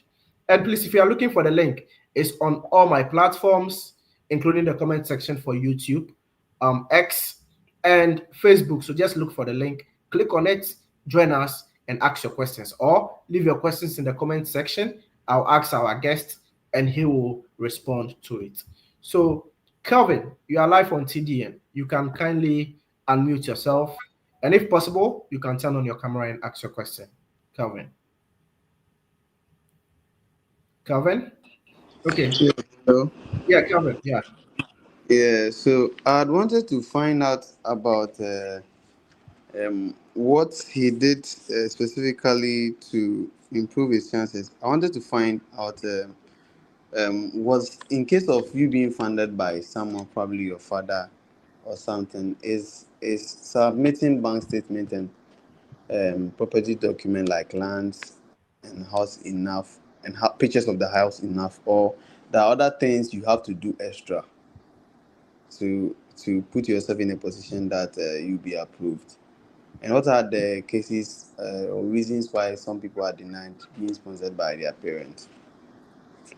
Yeah. So, Abdul, I don't know if you got the question clearly. Yes, I got a question, but this appears to be like more of a immigration question. But so the point is that if Okay, you are, so before you even answer, let me share this disclaimer here. We are not immigration representatives. We've gone through the process, and the knowledge we have, that is what we are sharing to our followers and listeners. If by the grace of God, someday in the future, we become immigration representatives, we will let you know clearly. So please proceed, Ahmed. what I can share with him is, you have to make sure that, especially for those who have been denied previously, like I mentioned just some few minutes ago, make sure the next attempt should be different from the previous attempt. You go all out in the next attempt. Things that you didn't add, that you yourself you think it is important, it can make a case for you. Please add them. Yes, that are verifiable, that are credible. Never engage in immigration fraud or misrepresentation or misinformation. So previously, probably you added bank statement, but you didn't go to the extent of adding some um, important documents. You can add them, and probably you may get it around this time. Okay, Calvin, and just a quick one. Thank you. Let me also make some additions for you before I take you off. So with the bank statement, if you go to the government of Canada website, canada.ca, for study permit application, you see it as one of the requirements, and they'll mention that a 4-month bank statement up to date. Our advice that don't use a 4 month, use either a 5 month or 6 month, because there are officer decision notes that are flying out there and GCMS notes whereby people use 4 months bank statements, even though it's stated on their website that 4 months and they got denied. So if you can use a 5 month or a 6 month bank statement, and it should be up till date. If it's printed, let's say a month ago, that is also fine. But don't use a statement which is like 3 months old, 2 months old. Some officers might consider, but looking at the terrain now and the trend, things are getting very strict and tough for Canada because of the immigration caps, the numbers, and a whole lot of issues. So just ensure that you do everything right so that you get a visa approved. And also, it's not only about the bank statement. Where is the money coming from in the bank statement? You have to prove the source. So if the money is from your father's business, you add the business certificate and the ownership document to show that that business is for your father. What shows that that business is truly running? Pictures of the business, maybe recent receipts, recent invoices, tax clearance certificates from the revenue authority, and any other additional document. Your father should write a sponsorship letter signed, and you add a copy of the Ghana card or the passport of your dad. That's the Ghana card front and back. And the signature on the sponsorship letter must tally with what is on the passport or the Ghana card front and back. Then you have to prove relationship that, oh, truly Mr. Mensah is my father. And how can you do that? Adding your birth certificate and your father's birth certificate. So these are some of the ways you can strengthen your proof of funds. And also, just a quick one, you can check my YouTube channel. I have an explanation for proof of funds. Just check the Delali network. There is an explanation on documents to get and how to explain or draft your proof of funds. So check that video out. It has all the information to help you. So Kelvin. Okay, thank Yeah. you. And the last question too is, sometimes people say the bank balance or the last statement bank balance here should be some kind of amount higher than your cost of attendance. Yes. What range is that? So What the range? factor, so the factor is not only your tuition fee. We look at three factors.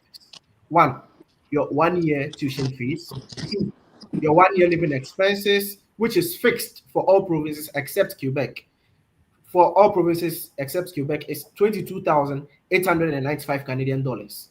Then your flight ticket, that one varies. It can be 1,005, it can be 2,000, it can be 3,000, depending on the airline you want to use. So these three things, when you put them together, the total will give you the amount. Then with the total in mind, you know how much you need to cover for your 1 year total cost. So even if your program is 2 years, 3 years, 4 years, you need to prove that the funds are available in the account for your 1 year, and you also have to prove how you pay for the subsequent years as well.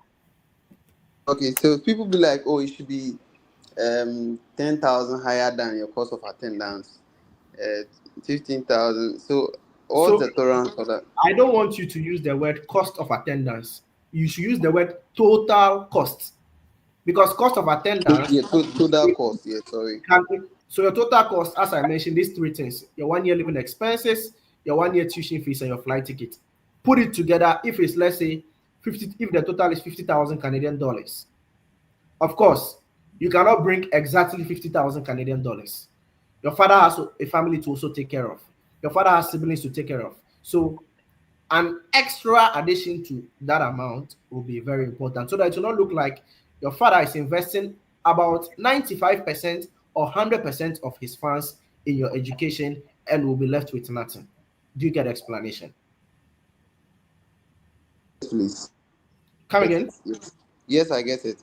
Yeah. So go and check that video out. Everything has been explained thoroughly, and it will help you draft your proof of funds. Okay. So the next person I have here is Elvis, then Lisbon, then Jadon, then Selassie. So I'll add each of you as I have mentioned accordingly. So let me bring Elvis on board. Elvis, you welcome to TDN. You can go ahead and ask your question because you're live. Hello, good evening, Sylvester. Yeah, good evening. Good evening, Abdul. Yeah, Good good evening. evening. Yeah, so mine is actually not a question, but um, I've I've been in your situation before because I know Sly, Sylvester knows I've been denying two times Canada, two times US. Yeah, so I just want to know what was the motive because at a point you feel like giving up. Yes. Yeah, because like two countries just rejecting you left Yes. and right like that, the money that you've put in, these Yes. agents and all that, you understand. So I just want to know what was the motivation, for not giving up after all these refusals from these two countries. Okay, Elvis. First of all, um, I would want to tell you that never, never be discouraged. Okay. And I share your pain. I can feel it. Like I'm tearing now. I can feel it. You have let me recall how I couldn't even recognize my family member at 37 military around that area when I got denied. So when I got denied, I was working and did not even know I was working. Bro, that was US, I guess. Yes, that was US, yes. So I worked from the embassy up to 37. So I when think I think I think one day I have to create a live session for people to come and share their denial stories only, so that Yeah, we telling can you, learn from them. so Elvis, that's when I true. go to 87, a family member tapped me, and I was looking at the person. He said, "Hey, Jalilu, it's me, Nuruddini." And I said, "From where?" And he said, "Who need me, biom?" So please, I please, I share your pain. So the point is that I did tell Sylvester that back at the University of Ghana, I told myself that I'm foregoing all pleasures to pursue a high GPA, and if I'm able to attain that, I know one day I will school outside Ghana. Okay. So amidst those denials, what kept me going was that Jalilu, if you back off, it means what you told yourself, you have Mhm. failed Yeah. yourself in life. So do not, because Legon, I didn't have fun. I Okay. didn't go to the beach. I didn't participate in a lot of activities that I could have participated. But I did not do all these things Okay. just to get my GPA. And I've gotten the GPA and I'm being denied. Can you imagine? So I Hmm. told myself that the moment I see it, the moment I say that, well, enough is enough, that it means what I told myself some years, I couldn't achieve it for myself. Yeah. So it kept it pushed me, it kept me afloat. Yeah. I can feel it between 2018, between 2018 and 2023, when I was serving Ghana Education Service. All right. If I did not take care, I wouldn't have even gotten back to admission process again. Yeah. Sometimes you ask yourself, what is it that I'll be paying this money from? Yeah. Yeah. You take a VIP bus, night bus from Tepa Oh. to Accra, go to the campus of University of Manitoba. With even without brushing your teeth, you'll be feeling sleepy. You climb up the hill just to go for your transcript Hmm. and go through all this process. Then embassy says no. What can Yeah. you do? So please, never relent. Don't say you've had enough. Okay. I I I I I, I didn't even imagine that there will be someone who will also be having four denials. Eh, I'm telling you, bro. so please keep Yeah. pushing, please. Whatever you are trying now, keep trying. Don't. Okay. The moment you remove your foot from the pedal, it means you are saying no. No, Okay. please accelerate. Continue to accelerate. Don't break. All Even right. when you see the traffic light, just go. Please don't break. The moment you break, no, please. So All keep right. pushing. Don't Okay. give up. Do not relent. Your time is like this. Your time is so close, and you land it one day. Trust Okay, me. bro. Yeah. Okay. Elvis, Thank you, bro. just a quick one. What's your background, Elvis? Yeah. So I completed KNUST and I did a bachelor's in publishing studies. Okay. Yeah. Wait. GPA, please. Come again? GPA. My GPA. Hello? Yes, Yeah. please. Yes, please. Yes, please. Yeah, I've not done for KNUST we deal with CWA. Yeah. Yes. Yes. Yes. I don't know Yeah. how to. Was it like an upper or a lower or a first? Yeah, upper. Okay. So, Oh, okay. Go proceed, Ahmed. you got denied by US and Canada. Yeah, the same in 2022 and in 2023. Um, which program for Canada? Which program? Which school? Um I think both were for Humber College for project management, and US was Portland State University, and the other one was Park University. Okay. Semester Yeah. Humber College. No. Okay. So, um, do you work at the moment? Yeah. What do you do? Currently, Yeah. yeah, currently I work with my mom though. Okay. So, with Canada, looking at the trend now, most officers are looking for continuity, Okay. something related to your current career or Okay. something related to your previous academic background or qualification. I don't know if when they denied you when you had your GCMS note, the visa officer had issue with that. I don't know if it was stated. Yeah, most of them was about the finances though. But Yeah, what of the GCMS note? Detailed, like what did they say? um the first one it says like I didn't show source of funds. Okay, Yeah, and the second one, the generic thing was you will not leave Canada at the end of your giving, blah blah blah. And the GCMS note was saying something related to funds as well. okay. So the officer didn't have an issue with the program you were coming to take. Looking at your back. No, no. Okay. So who sponsored you? Yeah, my mom sponsored me for Okay. both application. Yeah. What does your mom do? Okay, so she's a businesswoman who imports like goods outside the country. Okay. Yeah. Okay. So did you like prove the source of funds? Did you prove that the business was active? Did you prove Yeah. relationship with your mom? Yeah, because the first one I would say that it was done by one stupid agent. Sorry for my language though. So he not you like provided all these documents to show source of funds and all that. Okay. So because I was not familiar with this whole process, you Okay. understand? That was when I get to know about the group.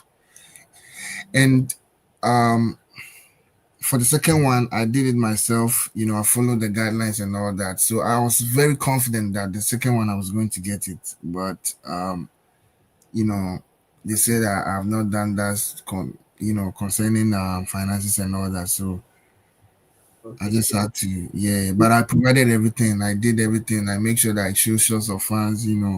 Okay. So did you try? Was it this year or last year? The year was last year. Okay. So did you try doing a reconsideration when you got denied? No, I never did.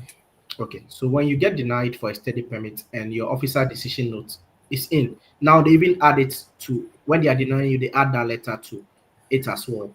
Once you Okay, have that letter and you feel the officer was wrong in his or her assessment, you can go for what we call a reconsideration. And you well, don't pay any new application fee for a reconsideration. But you draft a letter addressing the reasons that the okay, officer has mentioned and letting the officer know that you've tackled all that he has talked about in this area of maybe your statement of purpose, in this area of your proof of funds. These are the evidences. So I'm writing a reconsideration stating that I believe there was an error in the review of my application. And I am kindly pleading that my file be reopened and reassessed again based on this information. And okay, sometimes when you do the reconsideration, it ends well. they now turn your refusal to an approval. All right. This year, I know a couple of people that got their reconsideration approved. I guided Okay. some people who did reconsiderations and they got their visas approved. Some Yeah. too, I guided them, and still the denial had to stand because still the Mm. officer wasn't convinced. Convinced. Yeah. Yeah, so they had to do a new application.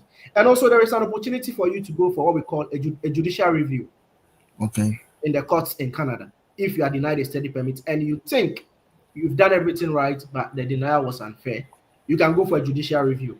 And when you go for a judicial review and you win your case, you are given a letter, and then your case file is reopened by a different officer. And eventually, most people who go for JR's judicial review, they end up getting their visa applications approved. Okay. Because once the court is able to rule that, yes, truly, the visa officer erred in making a decision and they make the ruling, you might end up getting an approval when the case file is opened by another officer. All right. So I'll ask that you don't give up, you give it a shot again. I think you can reach out to me, like, right? Yeah. So you can reach out at my free time. We can plan and I'll see how best I can offer my advice. As I mentioned again, I am not an immigration person. I Yeah. just help people out there willingly as and when I am free. So that is what I have for you, Elvis. If you want to give it a try again, yeah. All right. Sure. But my last question is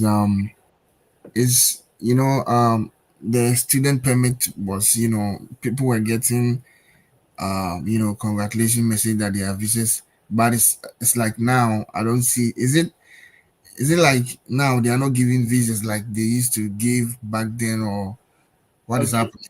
Okay. So there are a whole lot of immigration plans that they've announced in like last 2 years and even recently in few months ago. The Yeah. focus is on reducing the number of international students who are Okay. coming to Canada because the Canadian government is currently overwhelmed with the numbers. Okay. And also some of other factors such as non-compliance on your study permit and some other things are reasons why all these measures are being put in place, including the huge numbers out there, especially from some countries.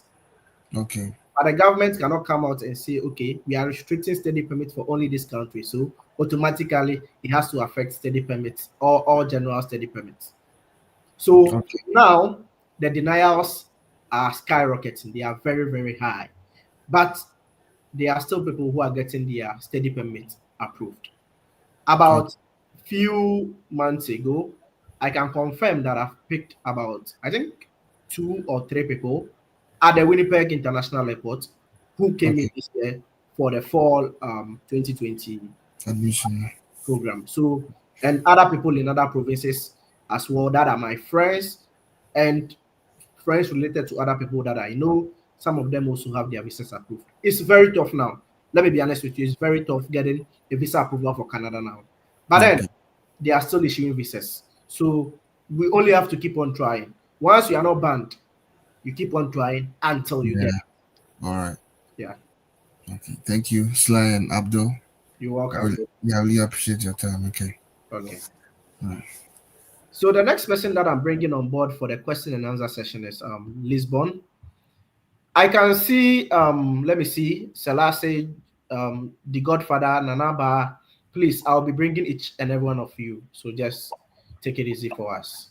Yeah, Lisbon, you are live on the Delali Network. You can proceed and ask your question. Thank you very much, Mr. Sly. You're welcome. Uh, Good evening from Ghana.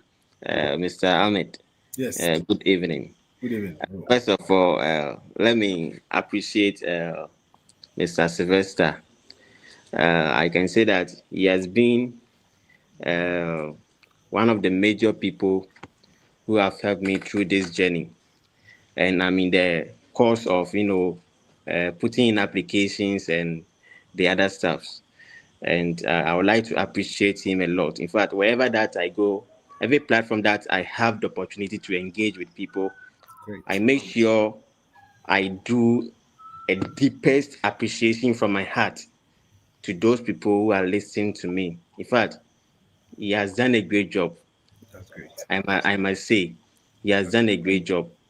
Sometimes he will be at the workplace, then I'll be testing him. That's like, I need this. Please, can you check this for me? great. And anytime I engage with him, he makes sure he gives me feedback.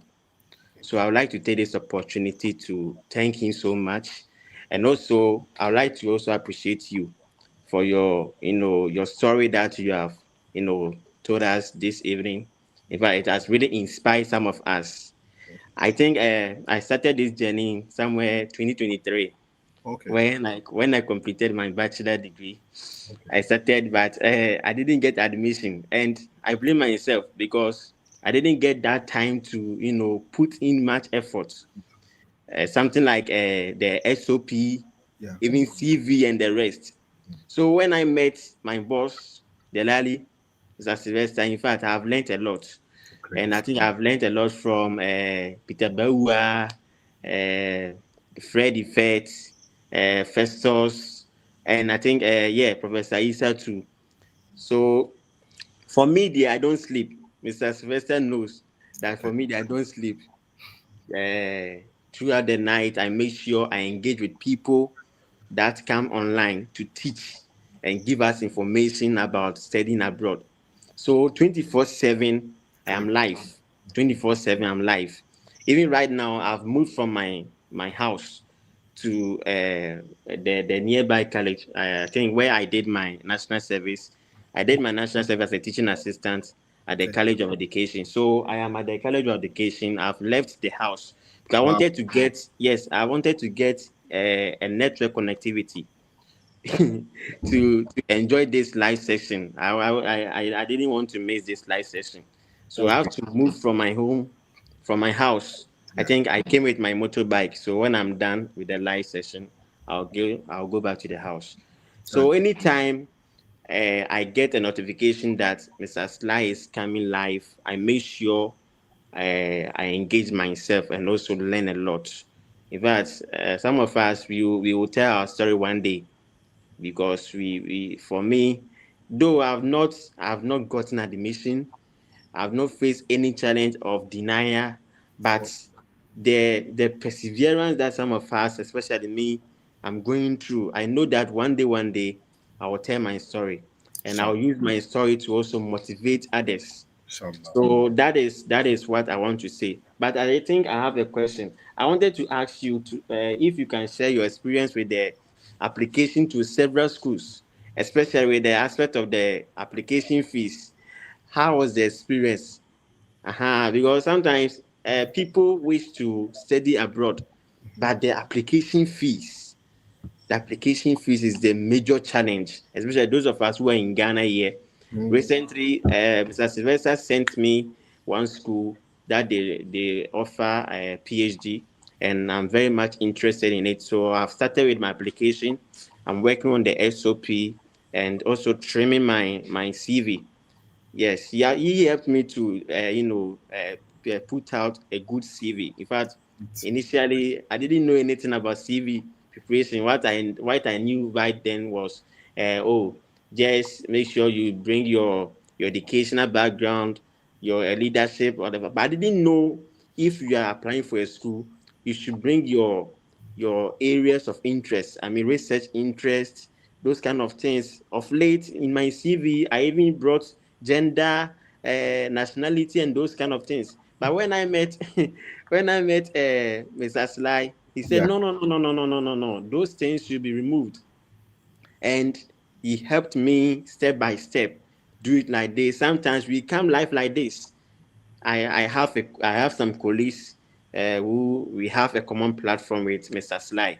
Mm. Normally, he comes live with us. Then he makes sure he teaches us what we need to do, what we need to put in our CV, a strong CV that can give you a scholarship. And for now, I'm really satisfied to have a competitive CV that when I know that when this CV gets to a professor or admission officer, at least there will be that kind of hope or assurance that no, let me give this guy an opportunity to come and study. Okay. So Mr. Sly has done a great job on my behalf. So I wanted you to share your story about the application fee, your experience about it. Okay, Thank so you. first of all, I admire your spirit for the fact that you have even been you have man up the courage to acknowledge what Sylvester has done for you in public. It shows where you want to get to in life. And on your behalf, I will express appreciation to Sylvester on your behalf for all that he has done.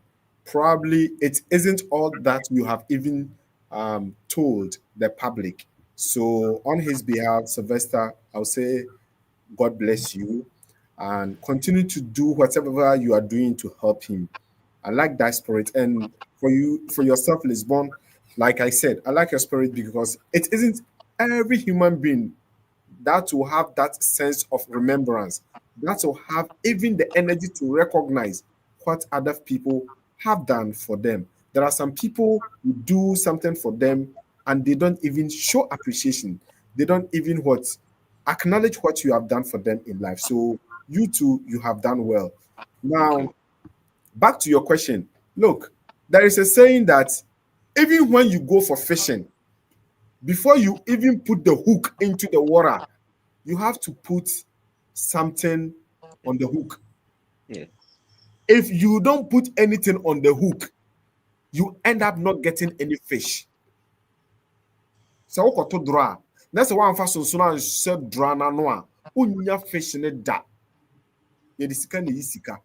Yeah. So if you have to think of application fee, then you wouldn't embark on foreign education or international education.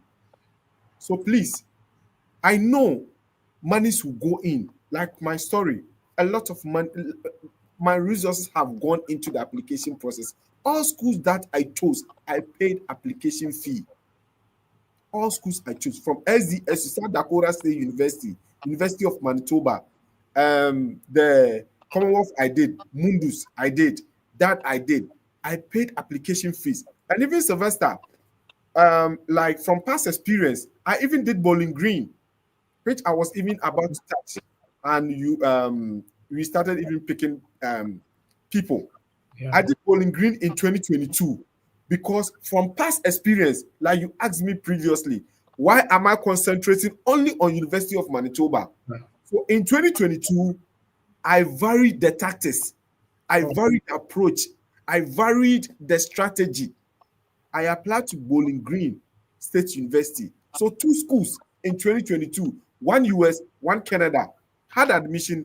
Bowling Green said I should wait because they are about to give me funding, but they were delaying. Then I proceeded to Canada. I paid for Bowling Green. I paid for UFM. So please, if you are to be thinking about the money that you are going to put in the area of for application fee, then you wouldn't even do it. Ask yourself how many schools are going to waive application fee for you. Now, mind you, when those schools waive application fees, it means you are going to compete against other applicants like yourself because you all want it free. So let's say they've opened it. Just imagine that this night they say there is an aeroplane that is carrying people from Ghana to Canada free. What will happen? What will happen at Kotoka International Airport? And if they are to say, "Oh, come and pay 1 billion and then enter the plane," or 18 trillion, and how many people can produce 18 trillion? Mm-hmm. So you see the difference. Yeah. So when there's if you have to be thinking about I have to pay application fee, application fee, they will chop my money. I paid application fee, I paid visa processing fee. You pay to the embassy, you will pay non-refundable, but you have to be driven by your passion. You have to be pushed by whatever you aspire. Today, Sylvester and myself, we were just having a free chat. And among some of the things that we were discussing, we took a stock back. We did a retrospective aspect in our lives. That hey, 2 years, if we were still to be TT in Ghana, TT. So please, if you want it better, and you have to put in a better effort. So please, my brother, as you're about to embark on your journey, let application fee be the least thing that you worry yourself about. By the grace of God, you can even have a family member who can say, "Oh, because of what you are doing, let me pay the application fee for you." We understand. We've been in that situation. My brothers, some have paid for my application fee for me. There are others that I have to pay out of my pocket. Your even if I remember your senior brother Mahmoud, Sanfo Mahmoud, the Mhm, safety engineer at Valley Manitoba Operations. mhm. He paid, I think, about two applications for me for Canada. Exactly. Yeah, But if I his Sylvester will tell you that my there time. has it got to a point that he had to pay something out of his pocket. And it's not only application fee, medicals will come, this will come. So please don't be thinking about the money. It is investment that ask yourself today. When Sylvester and I were having the chat, did we talk about the application fee? We didn't mention the application fee. And it is only God who knows what we are going through now. That we praise God always and on every day. So please never be distracted by those monies, because at the end of the day, if you find yourself being admitted and getting the visa and you get here, the opportunities that will come your way, please, you will never recall those applications fees that you have paid. So this is also just a special appeal out there. I know that a lot of my colleagues are watching me, including some in Canada or US. If you are attached and you want to come in and support our brother Lisbon and maybe help him pay some of his application fees, the door is open. You can always just reach out to me. You know how to reach out to me already. You have my emails or my contacts. Just reach out to me and let me know that, oh, I want to support Lisbon by maybe paying an application fee for him. And I'll connect you with Lisbon directly for you to give the money to him. Please, I'm not going to take the money and give to him. I'll connect him with you, then you help him out. So if anyone wants to help Lisbon to get an application fee, please, you can just reach out to me and we'll see what we can do. Lisbon, the others waiting for us. So I have to take you off now and bring them. And I appreciate you for appreciating me. Thank you very much. God bless you. Thank you very much, Mr. Dada. Yeah. Thank you. I wanted to add one more question, but I think some people are also Yeah, behind. sure. Yeah. Yeah. Okay. All right. Thank you. Okay. So the next person I'm bringing on board now is Selassie.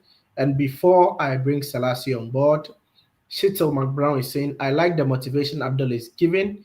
Michael Jani is also saying, great interview. Another person is saying, I am enjoying the section.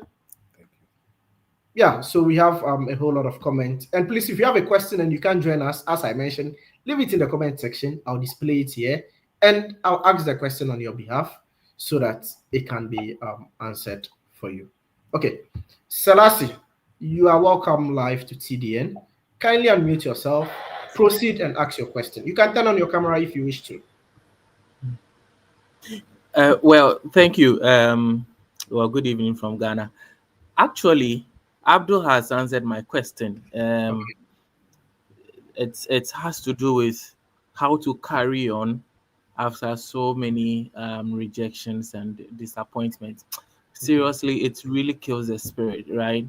Yes. And you get to a point you're like, is this really worth it? Why continue after all these disappointments? Like you said, the day you were working from, after your disappointment working from the US embassy to Yes, 37, yes, 237, yes. Charlie, even if you had an accident, you would have seen the car coming just because of this happen. I can just imagine what you were going through and having experienced similar situations. Honestly, right now, I just decided that, you know what, let me just hold on for a while. Let me see, let me recover. But listening to you now, I feel so motivated. I feel like maybe I should give it one more try, Yes. um, and see if it works out. But honestly, brother, if I try again and it doesn't work out, then maybe I may just ditch the And, the. and even there are instances where if you don't even take care, you may question your creator. You may question God. Yeah, even Yeah. if you don't take care, you may question God. You may ask God, why me? So please take heart. I share your I share your story. I share your pain. I understand. I've been there, and what I can offer you is, please do not give up. You have a reason why you are doing this. You have a reason why you are going through this. Please don't give up. Put in the necessary effort. Continue to put in the needed energy, effort. Back it with prayers. Yes, I'm very prayerful. I'm a Muslim. I'm a devoted Muslim. Pray. I pray at dawn. I pray midnight, deep into the night. I speak to God. So please, back it with prayers, but continue to put in, because there are reasons why they will state reasons why they did not give it to you. Try to But you know, input. it is financially draining, right? Yes, Yeah. it is. Yes. Yes, yes, Yes. it is. Yes, yes. I just told Lisbon. Yes, it is. And if you are to even consider that, then you will even say, "No, I'm not continuing. No, enough is enough."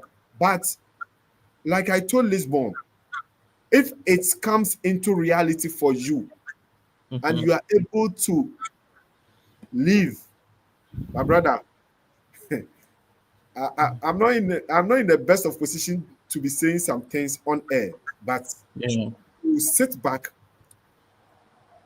um, get into memory, like continue, try to recount, and you realize that Mhm. at the end of the day, it is worth it. Today, next month will be my exactly my 2 years in Canada, and today I Mm. was sharing with Sylvester.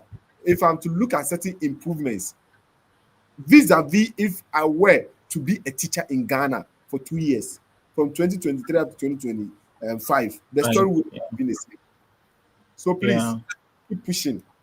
I told Sylvester when I was leaving Ghana, as at 2023, my Mhm. how much was my savings? 10,000, 100 million, 100 million, 100. Sylvester was even laughing at me. 100 million. But today, I'm not saying I'm the richest person overseas. Yeah. But you are better off. Ya Rabbil Alameen. I give praise and Yeah. thanks to Allah. So please, They are even paying you to come and study. They're paying you to come and study. That's so the please, that's motivation. if I had given up, Yeah. the story wouldn't have been the same. So please do not give up. I understand every bit of situation that you are passing through. I understand you perfectly, and I share your pain. But please do not relent. Don't say enough is enough. You know, it's quite interesting, right? Yep. Because I've for more for a number of months now, I've just tuned my mind off. So when I see Sylvester, right, the Lally network, when I see you posting the links on the platform, like, who is this guy? Why are you disturbing my ears? I have seen it all. I've Charlie, the thing is so disheartening and so draining. It's so demoralizing. I So I understand. was like, brother, so just now, right, I was like, okay, he's posted the link again. Okay, you let me just click on it and then listen to what they have to say. I i I am grateful to God for clicking on this link, Allahu Akbar. Allahu um Akbar. MashaAllah. and Bismillah. listen. So, like I told you, like it's been 12 years, like Sylvester counted. It's been 12 years that I kept pushing. 12 solid years. 12. Ali. Yes. And very, you know what? Very some funny stories. My own colleague that I attended the same, we all completed Legon. Mm-hmm. It's okay. So you know what? I'll I'll keep urging you to keep pushing. Don't relent. Don't give up. Please Okay. keep pushing. Okay. Don't. So That the truth is, I've not tried applying to any school in Canada before. Okay. Sometimes I feel like the process is too tedious Yes. and complicated. it's not cumbersome. But No, it shouldn't be cumbersome for you. Your experiences had to do with US, right? yes, No, Canada US shouldn't be and UK. cumbersome for you. US and UK. Oh, okay. I see. Yeah. How many denials for both of them? Huh. I think two each. Okay. What's your background? Like, what's your academic background? Communications. I studied communication at Ghana Institute of Journalism. Okay. So what are some Um, like the programs you're looking at? well, so I do okay. So I want I used to work as a journalist, right? And Okay. I switched to project management also, but still in the media enclave. So I do more of project management for media related. What am I saying? I do media related projects, Okay. basically offering trainings and capacity building workshops for journalists, Okay. writing opinion pieces, and basically that providing legal support and all that. I work with an NGO, and our focus is on building the capacity of journalists, and Okay. so that's what I've been doing for the past 5 years. You see, From so from I'm trying to what look you are for saying, something okay. communication related, information communication, or project management related, any development communication related course. So that's what I've been focusing on, but it seems it hasn't really worked out.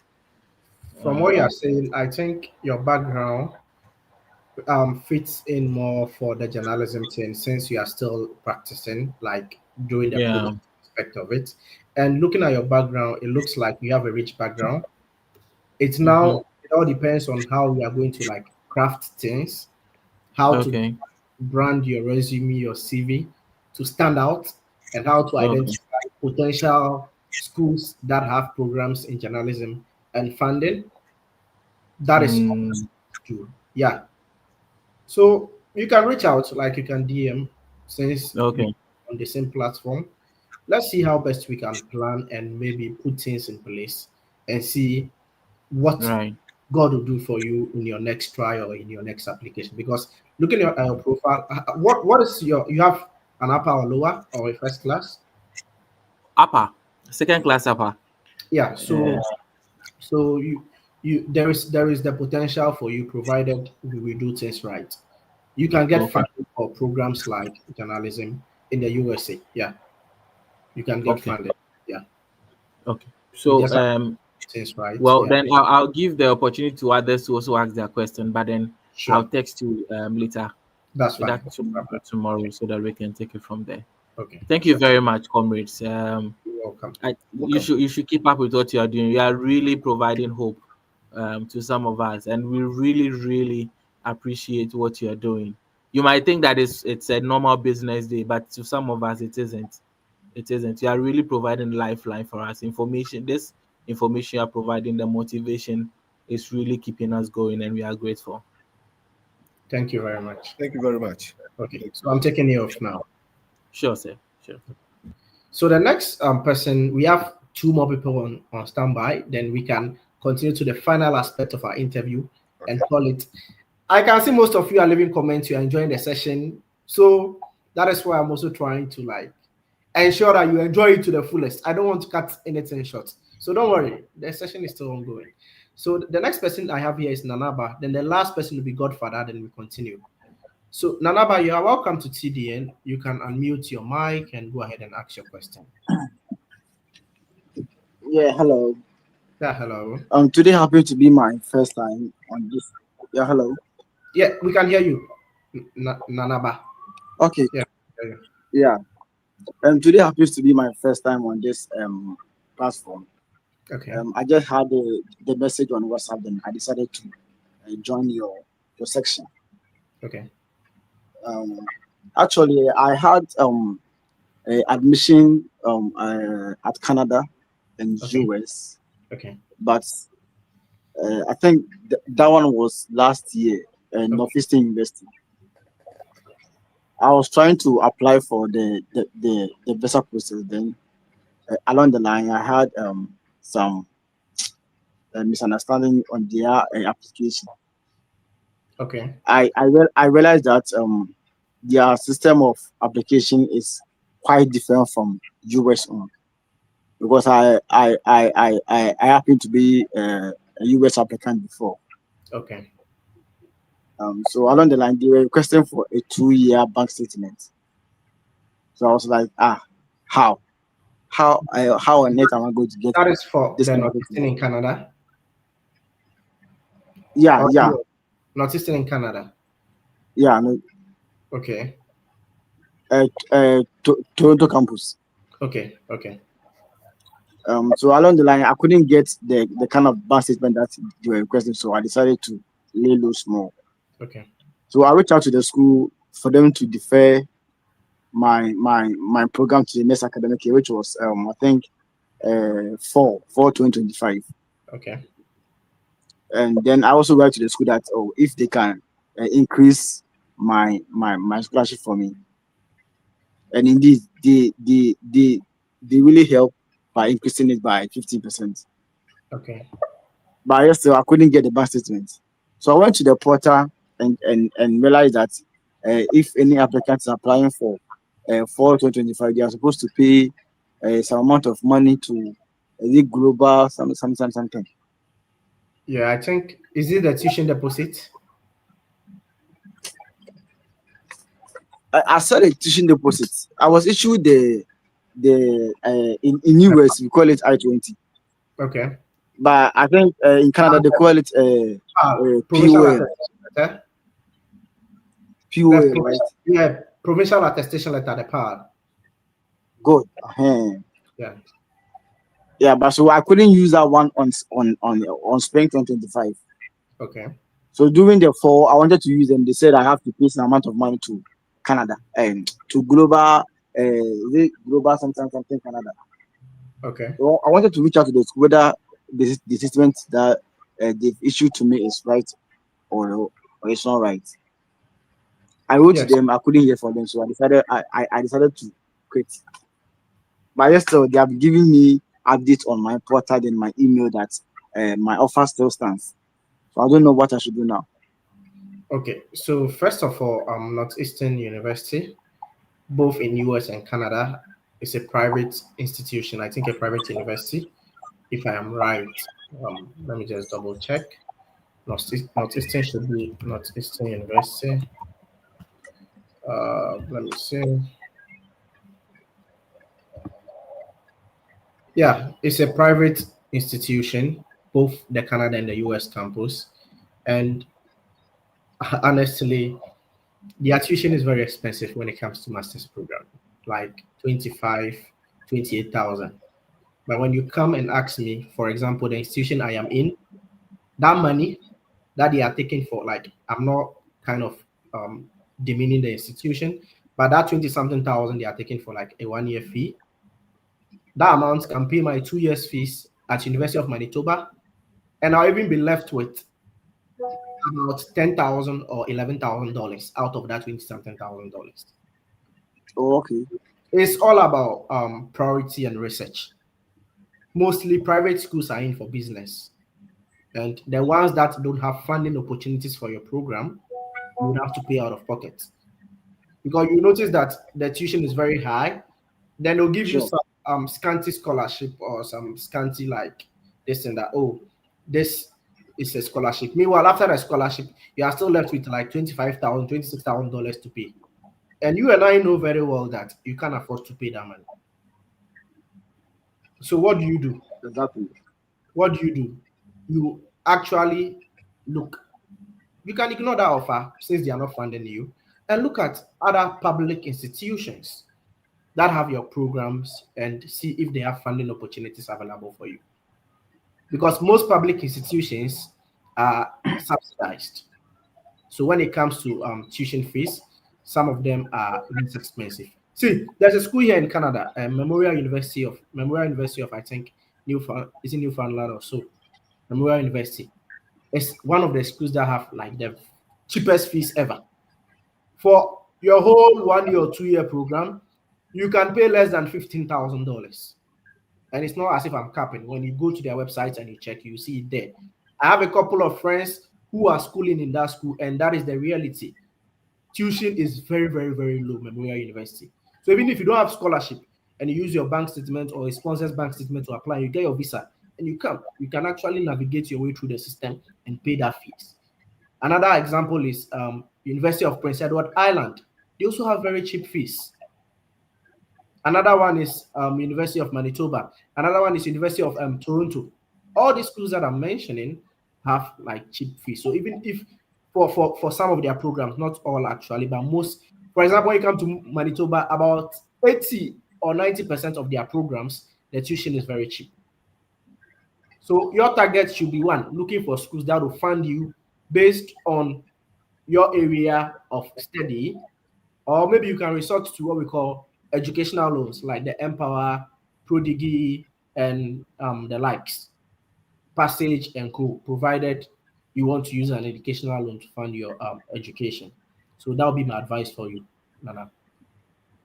Okay. Yeah. But Empower doesn't have it doesn't sponsor or doesn't give loan to most of the schools, especially the public schools. This is false because Empower supports 24 universities in Canada currently. And most of these 24 universities are public institutions. If you want, I can demonstrate to you right now and you have a look at the schools Empower supports in Canada. Okay. We have 24 public institutions. So let me just Empower Finance, student loans. Let me just share my screen. So this is their website. You just go and type Empower. Then you come to find my school. I think, let me see, get a loan. Good. Schools we support. Then network of schools in Canada. So you see US and Canada. So you select Canada. So these are the schools. One, University of Ottawa is a public institution. University of Toronto, public institution. Brock University, public. Carleton University, public. Dalhousie, Lakehead, McMaster, Northeastern, private. Northeastern, private. Simon Fraser, public. Our former vice president, I think that's a school. Bawumia. Trent University, University of Alberta, public. University of British Columbia, public. University of Calgary, public. University of Guelph, public. University of Lethbridge, public. University of Manitoba, public. University of New Brunswick, public. University of Saskatchewan is also another school that has cheap tuition for masters and PhD programs, and they have funding for most of their masters and PhD programs as well. Then we have University of Waterloo, public. University of Windsor, public. University of Western Ontario, Western University, public. Wilfred Laurier, public. York, public. So I've proven to you that the 24 schools listed here, about 90% of them are public institutions, which you can check out and apply to some of them if you want to use a loan to sponsor your education. And with the Empower, they support programs which are not more than 2 years. So a 1 year program or a 2 year program. But then it should be a master's program. If you're applying for, let's say, a certificate program, a graduate diploma, a postgraduate diploma, a graduate certificate, Empower doesn't support this kind of programs. With your bachelor's too, since it's 4 years, initial stages you wouldn't get it. But when you're in your third year, left with 2 years, so your third year, you can apply for the Empower loan because they don't fund programs which are more than 2 years when it comes to some of these Canadian institutions. So if you don't want to look at funding, then your option is going in for an educational loan. So I believe your question has been tackled or answered. There are other people on Oh, standby.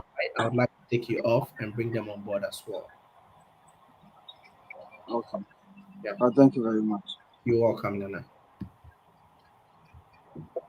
Okay, then I have two extra people here. Then we can proceed with our discussion for today. You can still share the link. It's not too late. People can join and learn a thing or two from. The Godfather, you are live on TDN. Kindly unmute yourself and ask your question, please. The Godfather, you are live on TDN. Kindly unmute yourself and ask your question. Yeah, I want to appreciate you guys for the work you're doing. And Thank I you. would say, actually, myself, this is the first time I'm also partaking in the program. Okay. I'm a teacher with 10-year working experience as well in the basic site, and then I have a bachelor of education in IT, information technology from Valley View University. Okay.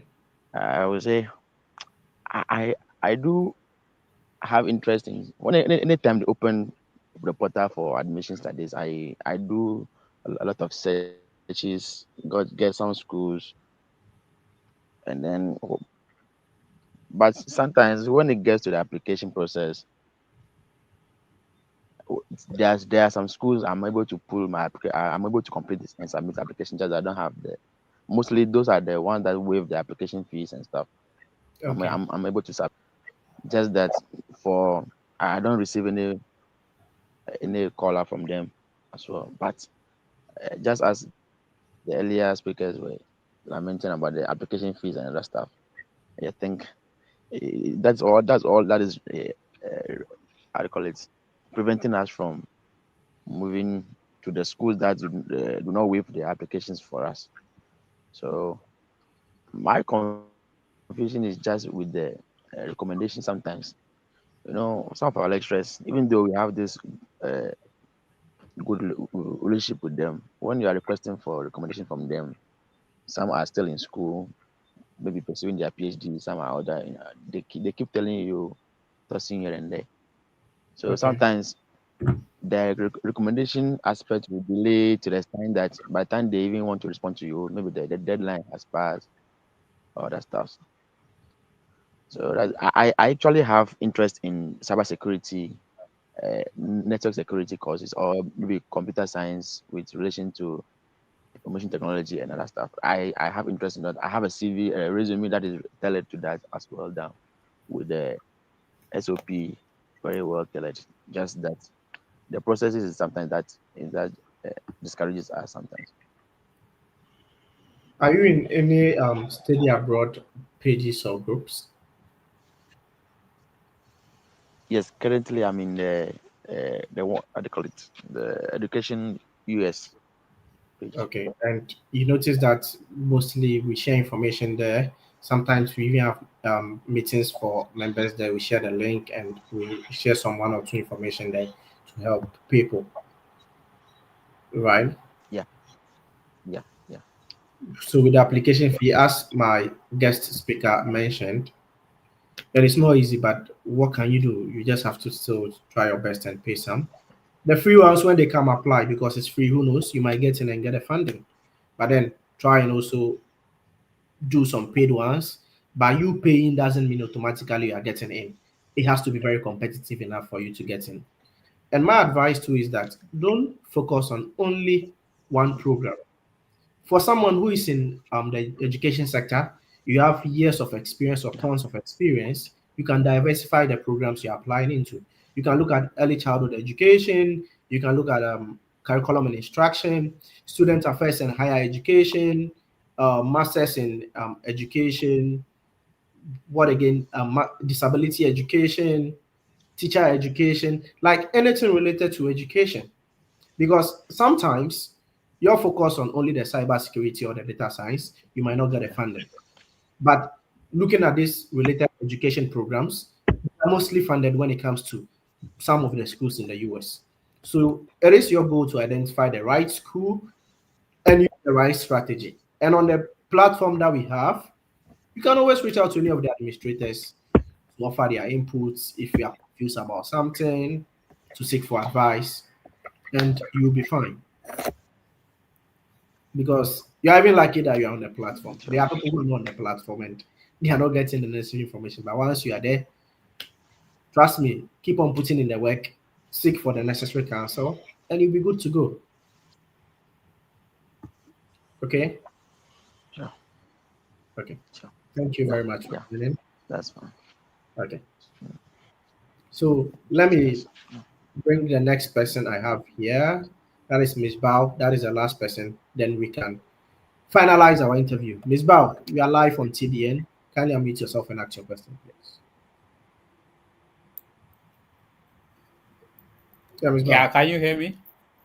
Yeah, we can Loud, hear. loud and clear.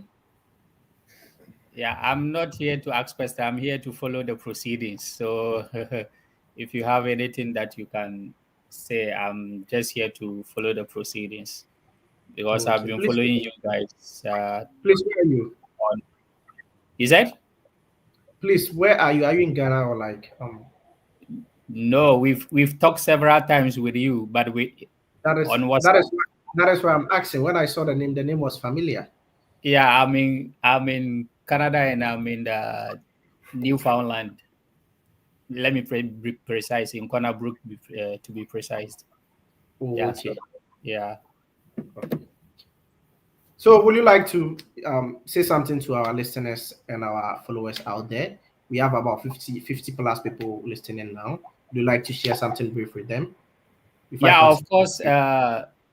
Following you and uh,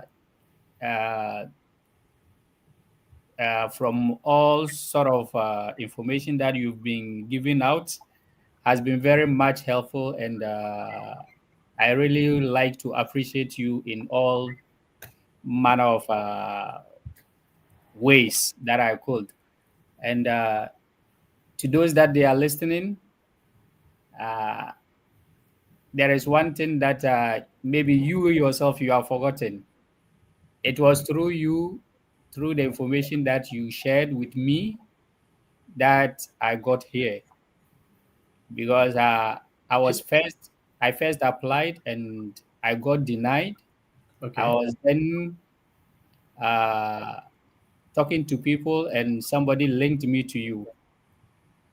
So we talked whilst back we all were what is it, in Ghana. So since then I've been a constant member of the page, the WhatsApp page, the what is it, the other one, I think Telegram. Telegram too. Yeah. So I've been following you throughout, and it's just an encouragement for people to, for them to be following you and to be adhering to whatever you have been saying or you keep saying. And really, for me, I've seen the effect of it. So after the process of the reapplication, everything was successful, and I'm now here and I'm done with school, and so we are just in the process of the next level. Let me put it that way. Okay, that is the postgraduate work permit. Yeah. Okay. What school did you study in? CNA, That's College College of of the North, North College Atlantic. of the North Atlantic, Okay. What program? GIS application specialist. Oh, okay. You pull out the geography people. Yes. Oh, okay. Okay. Cool. It's nice talking to you. And I think one of these days I have to bring you on board as well so that you come and share your experiences if that's okay with you. For sure, since Okay. it will help the masses. Okay. Then we'll link up backstage and we'll schedule something. Okay. Okay. Thank you very much for joining. Thank you too. Okay. Okay, so I think we've spent much time in the question and answer session, so we should be wrapping up in like 10 to 15 minutes. Okay, so how has the journey been so far in Canada? When you watch back, the good and the ugly, in all, what do you have to say? Um, it's been a mixed feeling. First of all, I have to express a profound gratitude to my Creator, the Almighty Allah. I thank Allah for where He has taken me through in life.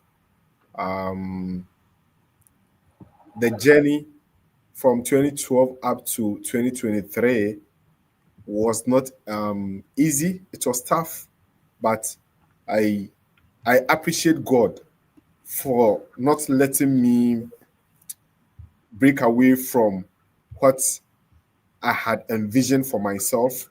I appreciate God for being there for me all the time, amidst all the challenges that I encountered, that I endured in the course of coming up to this level. When Okay, I arrived in Canada, like I said, next month will be exactly 2 years in Canada. When I arrived, the beginning wasn't easy. I got here in winter, and whoever has experienced winter before will tell you the sort of weather that you are about to face or you will go through. Allah guided us. We went through winter in the midst of all the challenges that come with winter. Got here on the issue about job. Getting a job wasn't easy. You put in applications, all sort of reply. Some you wouldn't even get a reply or a response. We did not relent. We did not give up. We continued to chase. We kept chasing until we got one. And we've been through and through out these processes, attending class, working on campus, searching for job. Hasn't been easy, but we've managed to go through the entire process and we are still even going through. So, in all, I would say the experience over here is much better as compared to what we used to have in Ghana. For that, I would say it's Okay. an improved one as compared to what we were facing back in Ghana. Okay. Overall, it's been challenging, but we've had fun in the going as well. Yeah. Okay. So are you here alone, or you've been able to bring your family? I'm here with my wife and two boys. Two I have strong boys. come again.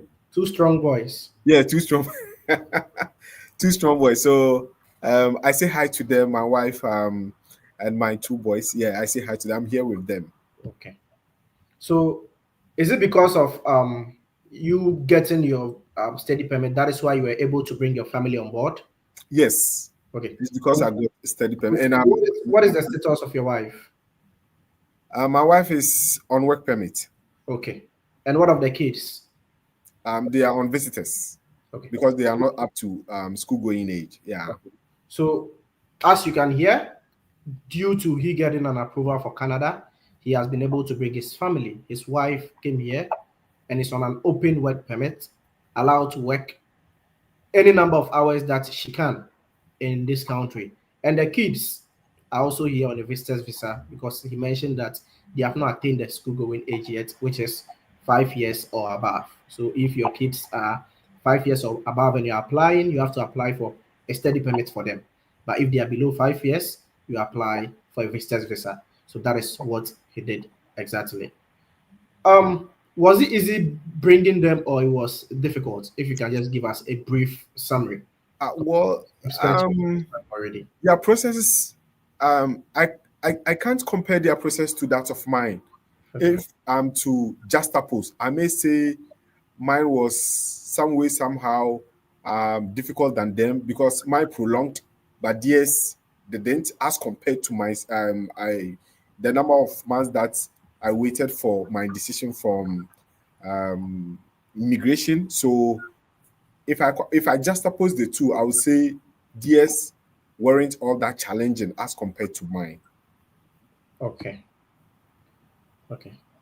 So I'm just trying to find the information on the open work permit so that I'll share it on our screen for people to have an idea about how that process works, because people are watching us now and they may like to come and study in Canada and bring their spouses. So let me just share this tab quickly. Let me see. So good. If you want to come and study in Canada with your family, it's possible. And when I say your family, your spouse, your kids, you can act all, maybe your girlfriend. In Canada, it's not called girlfriend; they call it common law partner. But to qualify for common law, you should have been in a relationship for 1 year or more and have other things added. The relationship of 1 year or more only doesn't qualify you for the common law. So let's take note of that. Good. So help your spouse or common law partner work in Canada. So if you're applying to Canada for a master's program, it should be what? A master's degree of 16 months or longer. So even though when you come and do a 1 year master's here and a 2 year master's, at the end of the day, both of you get a 3 year PGWP, a 1 year master's program, you don't qualify to bring your partner on an open work permit. Your partner can only visit you with a visit visa. You can apply for a visit visa for your partner.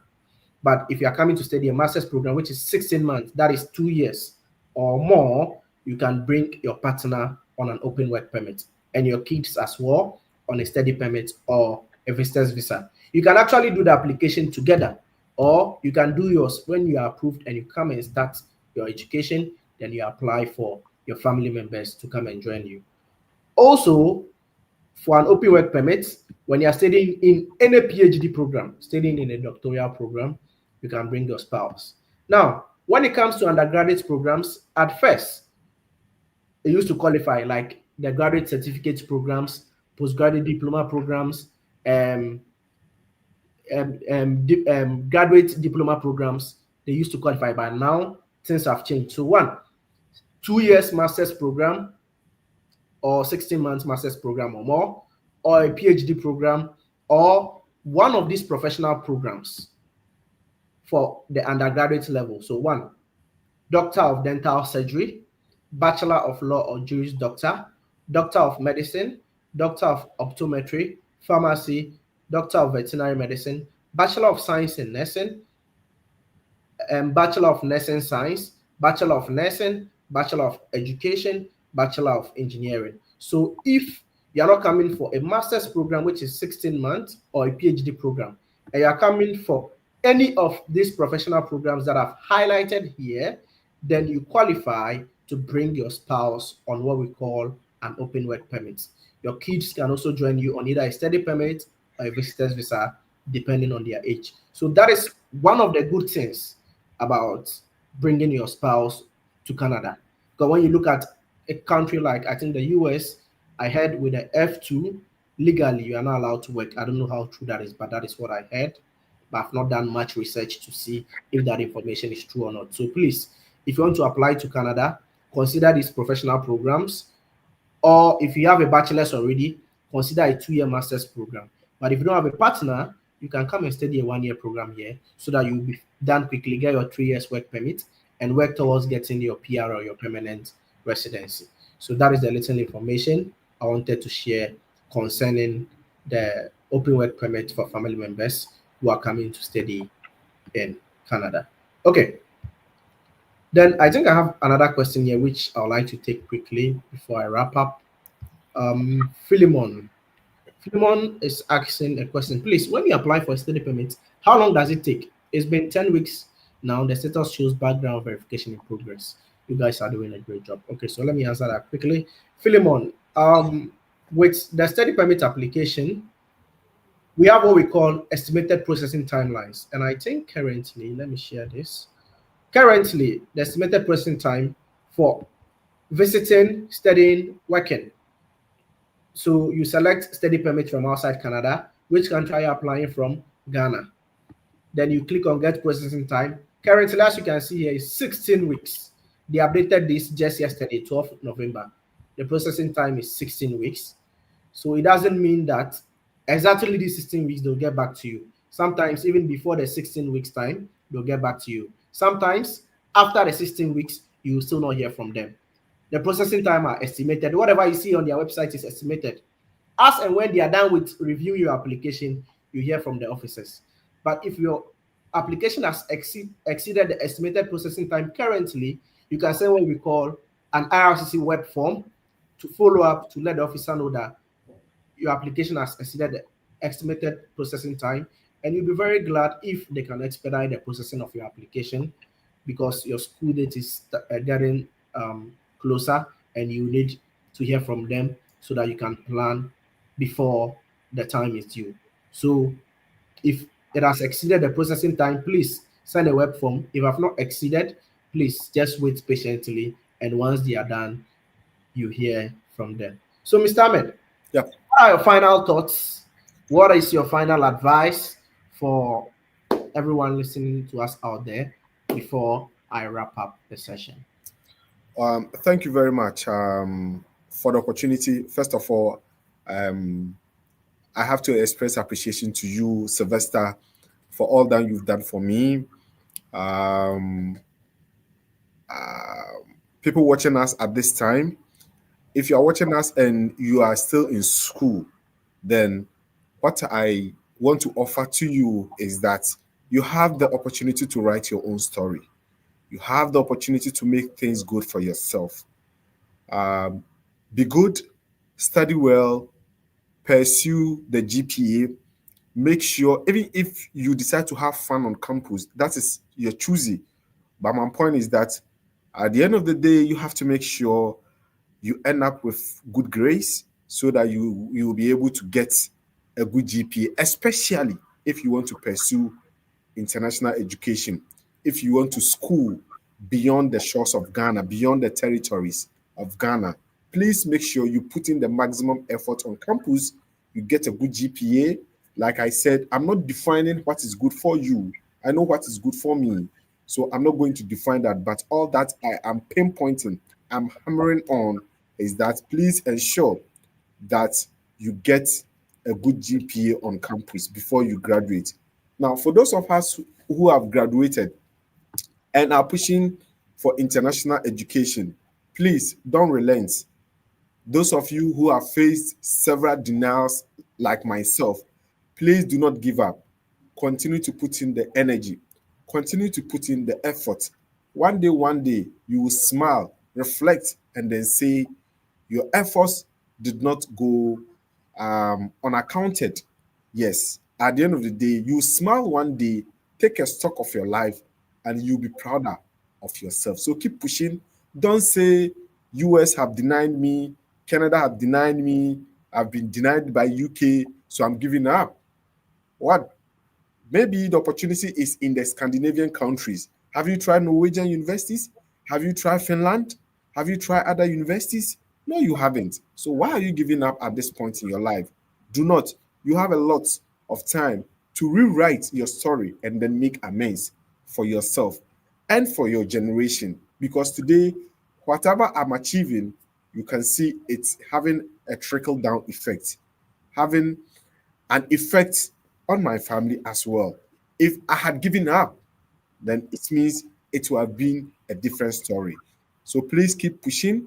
Do not back off. Do not say enough is enough. No, until you get what you want. And hopefully, one day you shall get it.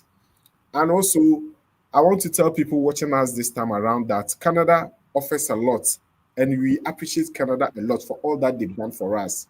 So they offer a lot to people. So if you have the intention of coming to Canada, please put in a strong application, and probably the doors will open for you.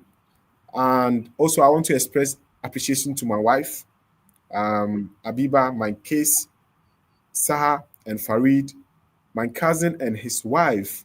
I appreciate you guys a lot. Um, I did not seek their consent to mention their names, so that's why I'm using my cousin and Sure, his wife. sure. Yes, I appreciate you a lot. You know yourself. Please, I appreciate all that you've done for me. I remember in winter, I lost my key. Yes, I lost my key, and the temperature was minus 30 in Winnipeg. You bailed me out. It was you that saved me on that night. For that and many other things that you've done for me, I'll say Allah continue to bless you. My parents as well, my mother, my brothers, Ibrahim, I appreciate all that you've done for me. My professor, Professor Asuma, Prof, I salute you. May Allah continue to bless you. When I felt dejected, you came into my life and you gave me the needed support and the needed encouragement to pursue, to learn, and have good grades because the future will continue to be bright for us. So, Prof, thank you so much. I have a brother who is also watching, Mr. Ibrahim Abubakar of Formina Amas. You are a brother to me. I was handling CRS, he was handling IRS. So I Okay, was teaching Christian religious studies, he was teaching Islamic religious studies. We okay. we did everything together. He's a brother to me. Kramo, thank you so much. Sylvester, I've mentioned already, your name already. Still, I appreciate you a lot. May Allah bless you. And to engineer, may Allah bless you as well. Sanfo, I'm talking about. Juliet, I appreciate you as well. I appreciate everyone having an impact, who have had an impact one way or the other. Even if you've given me water to drink, I appreciate. Even not water, you've given me something valuable, like an advice. Everything you've Yeah. impacted in my life, I appreciate you as well. Okay, okay. That's very great. So all those people listening to us out there, he's appreciating you for the good works you've done in his life. So before we go, just a quick one. If you're interested in studying in France, you don't need an agent. I have a video recorded there. It was a session that we held with some colleagues in France. They explained the school application process. And we had another session which we demonstrated practically on how to apply for your France student visa without an agent. Those two videos are right under the Lali network. Please find the link there, watch those videos, and apply in case the US or the Canada is not working, because you can start from France and still get into US or Canada. So if you're interested in France, just check this flyer out and the other one for the school application. Also, if you are in Canada and you want to send some funds back home to your loved ones, just download the Lemfi app, and zero transfer fees actually. And when you use the referral code ARABEE, ARABEE,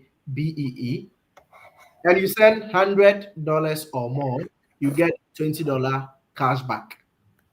If you don't want this, what else do you want? You send $100 or more.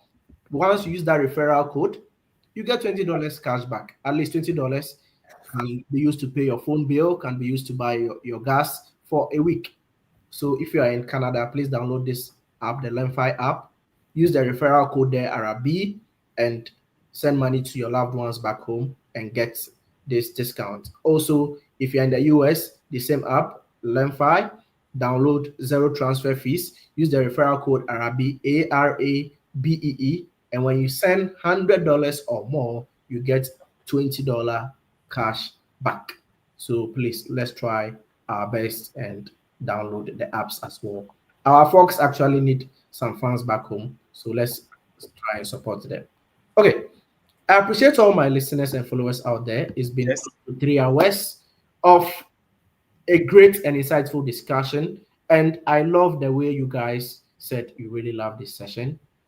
Hopefully, next week, same time at 8 p.m. or 8:30 p.m. GMT, we'll bring another guest. We are just doing this for everyone to come and share his or her story. And if you are out there listening to me and you willingly want to come and share your story from any country at all, please just text me, get in touch with me. We will schedule a meeting and I'll bring you on board for you to come and share your story. Because who knows, your story might motivate someone to also not give up and keep on pushing until they win. And before you leave me, kindly visit my YouTube channel, the Delali Network. Hit on the subscribe button. Also, we have a lot of content there. How to apply for your study permit, how to apply for schools practically, how to send cold emails, how to look for schools in various countries. All those videos are there. And the success stories of people, we've also had these recorded interviews and they've been posted there. Please, all that the Delali Network needs from you is your support to help the channel grow. And in case you need assistance with anything, in exception of money, you can always reach out or text me, and I'll see how best I'll be able to offer my advice or the little knowledge that I have. Because in this study abroad journey, we are all trying to help everyone get here. And our mantra is do it yourself. All the people I bring on board here, you hear them telling you their story that I did it myself, I didn't use an agent, I did it myself. You don't need an agent to be able to travel abroad. Once you study and you learn about the process, you'll be able to do everything yourself. So I'll call it a good day, a good night, a good morning from wherever you are watching me from. And see you same time next week. I'm signing out. Take care. Have a lovely day. Have a lovely evening. Bye bye. Bye.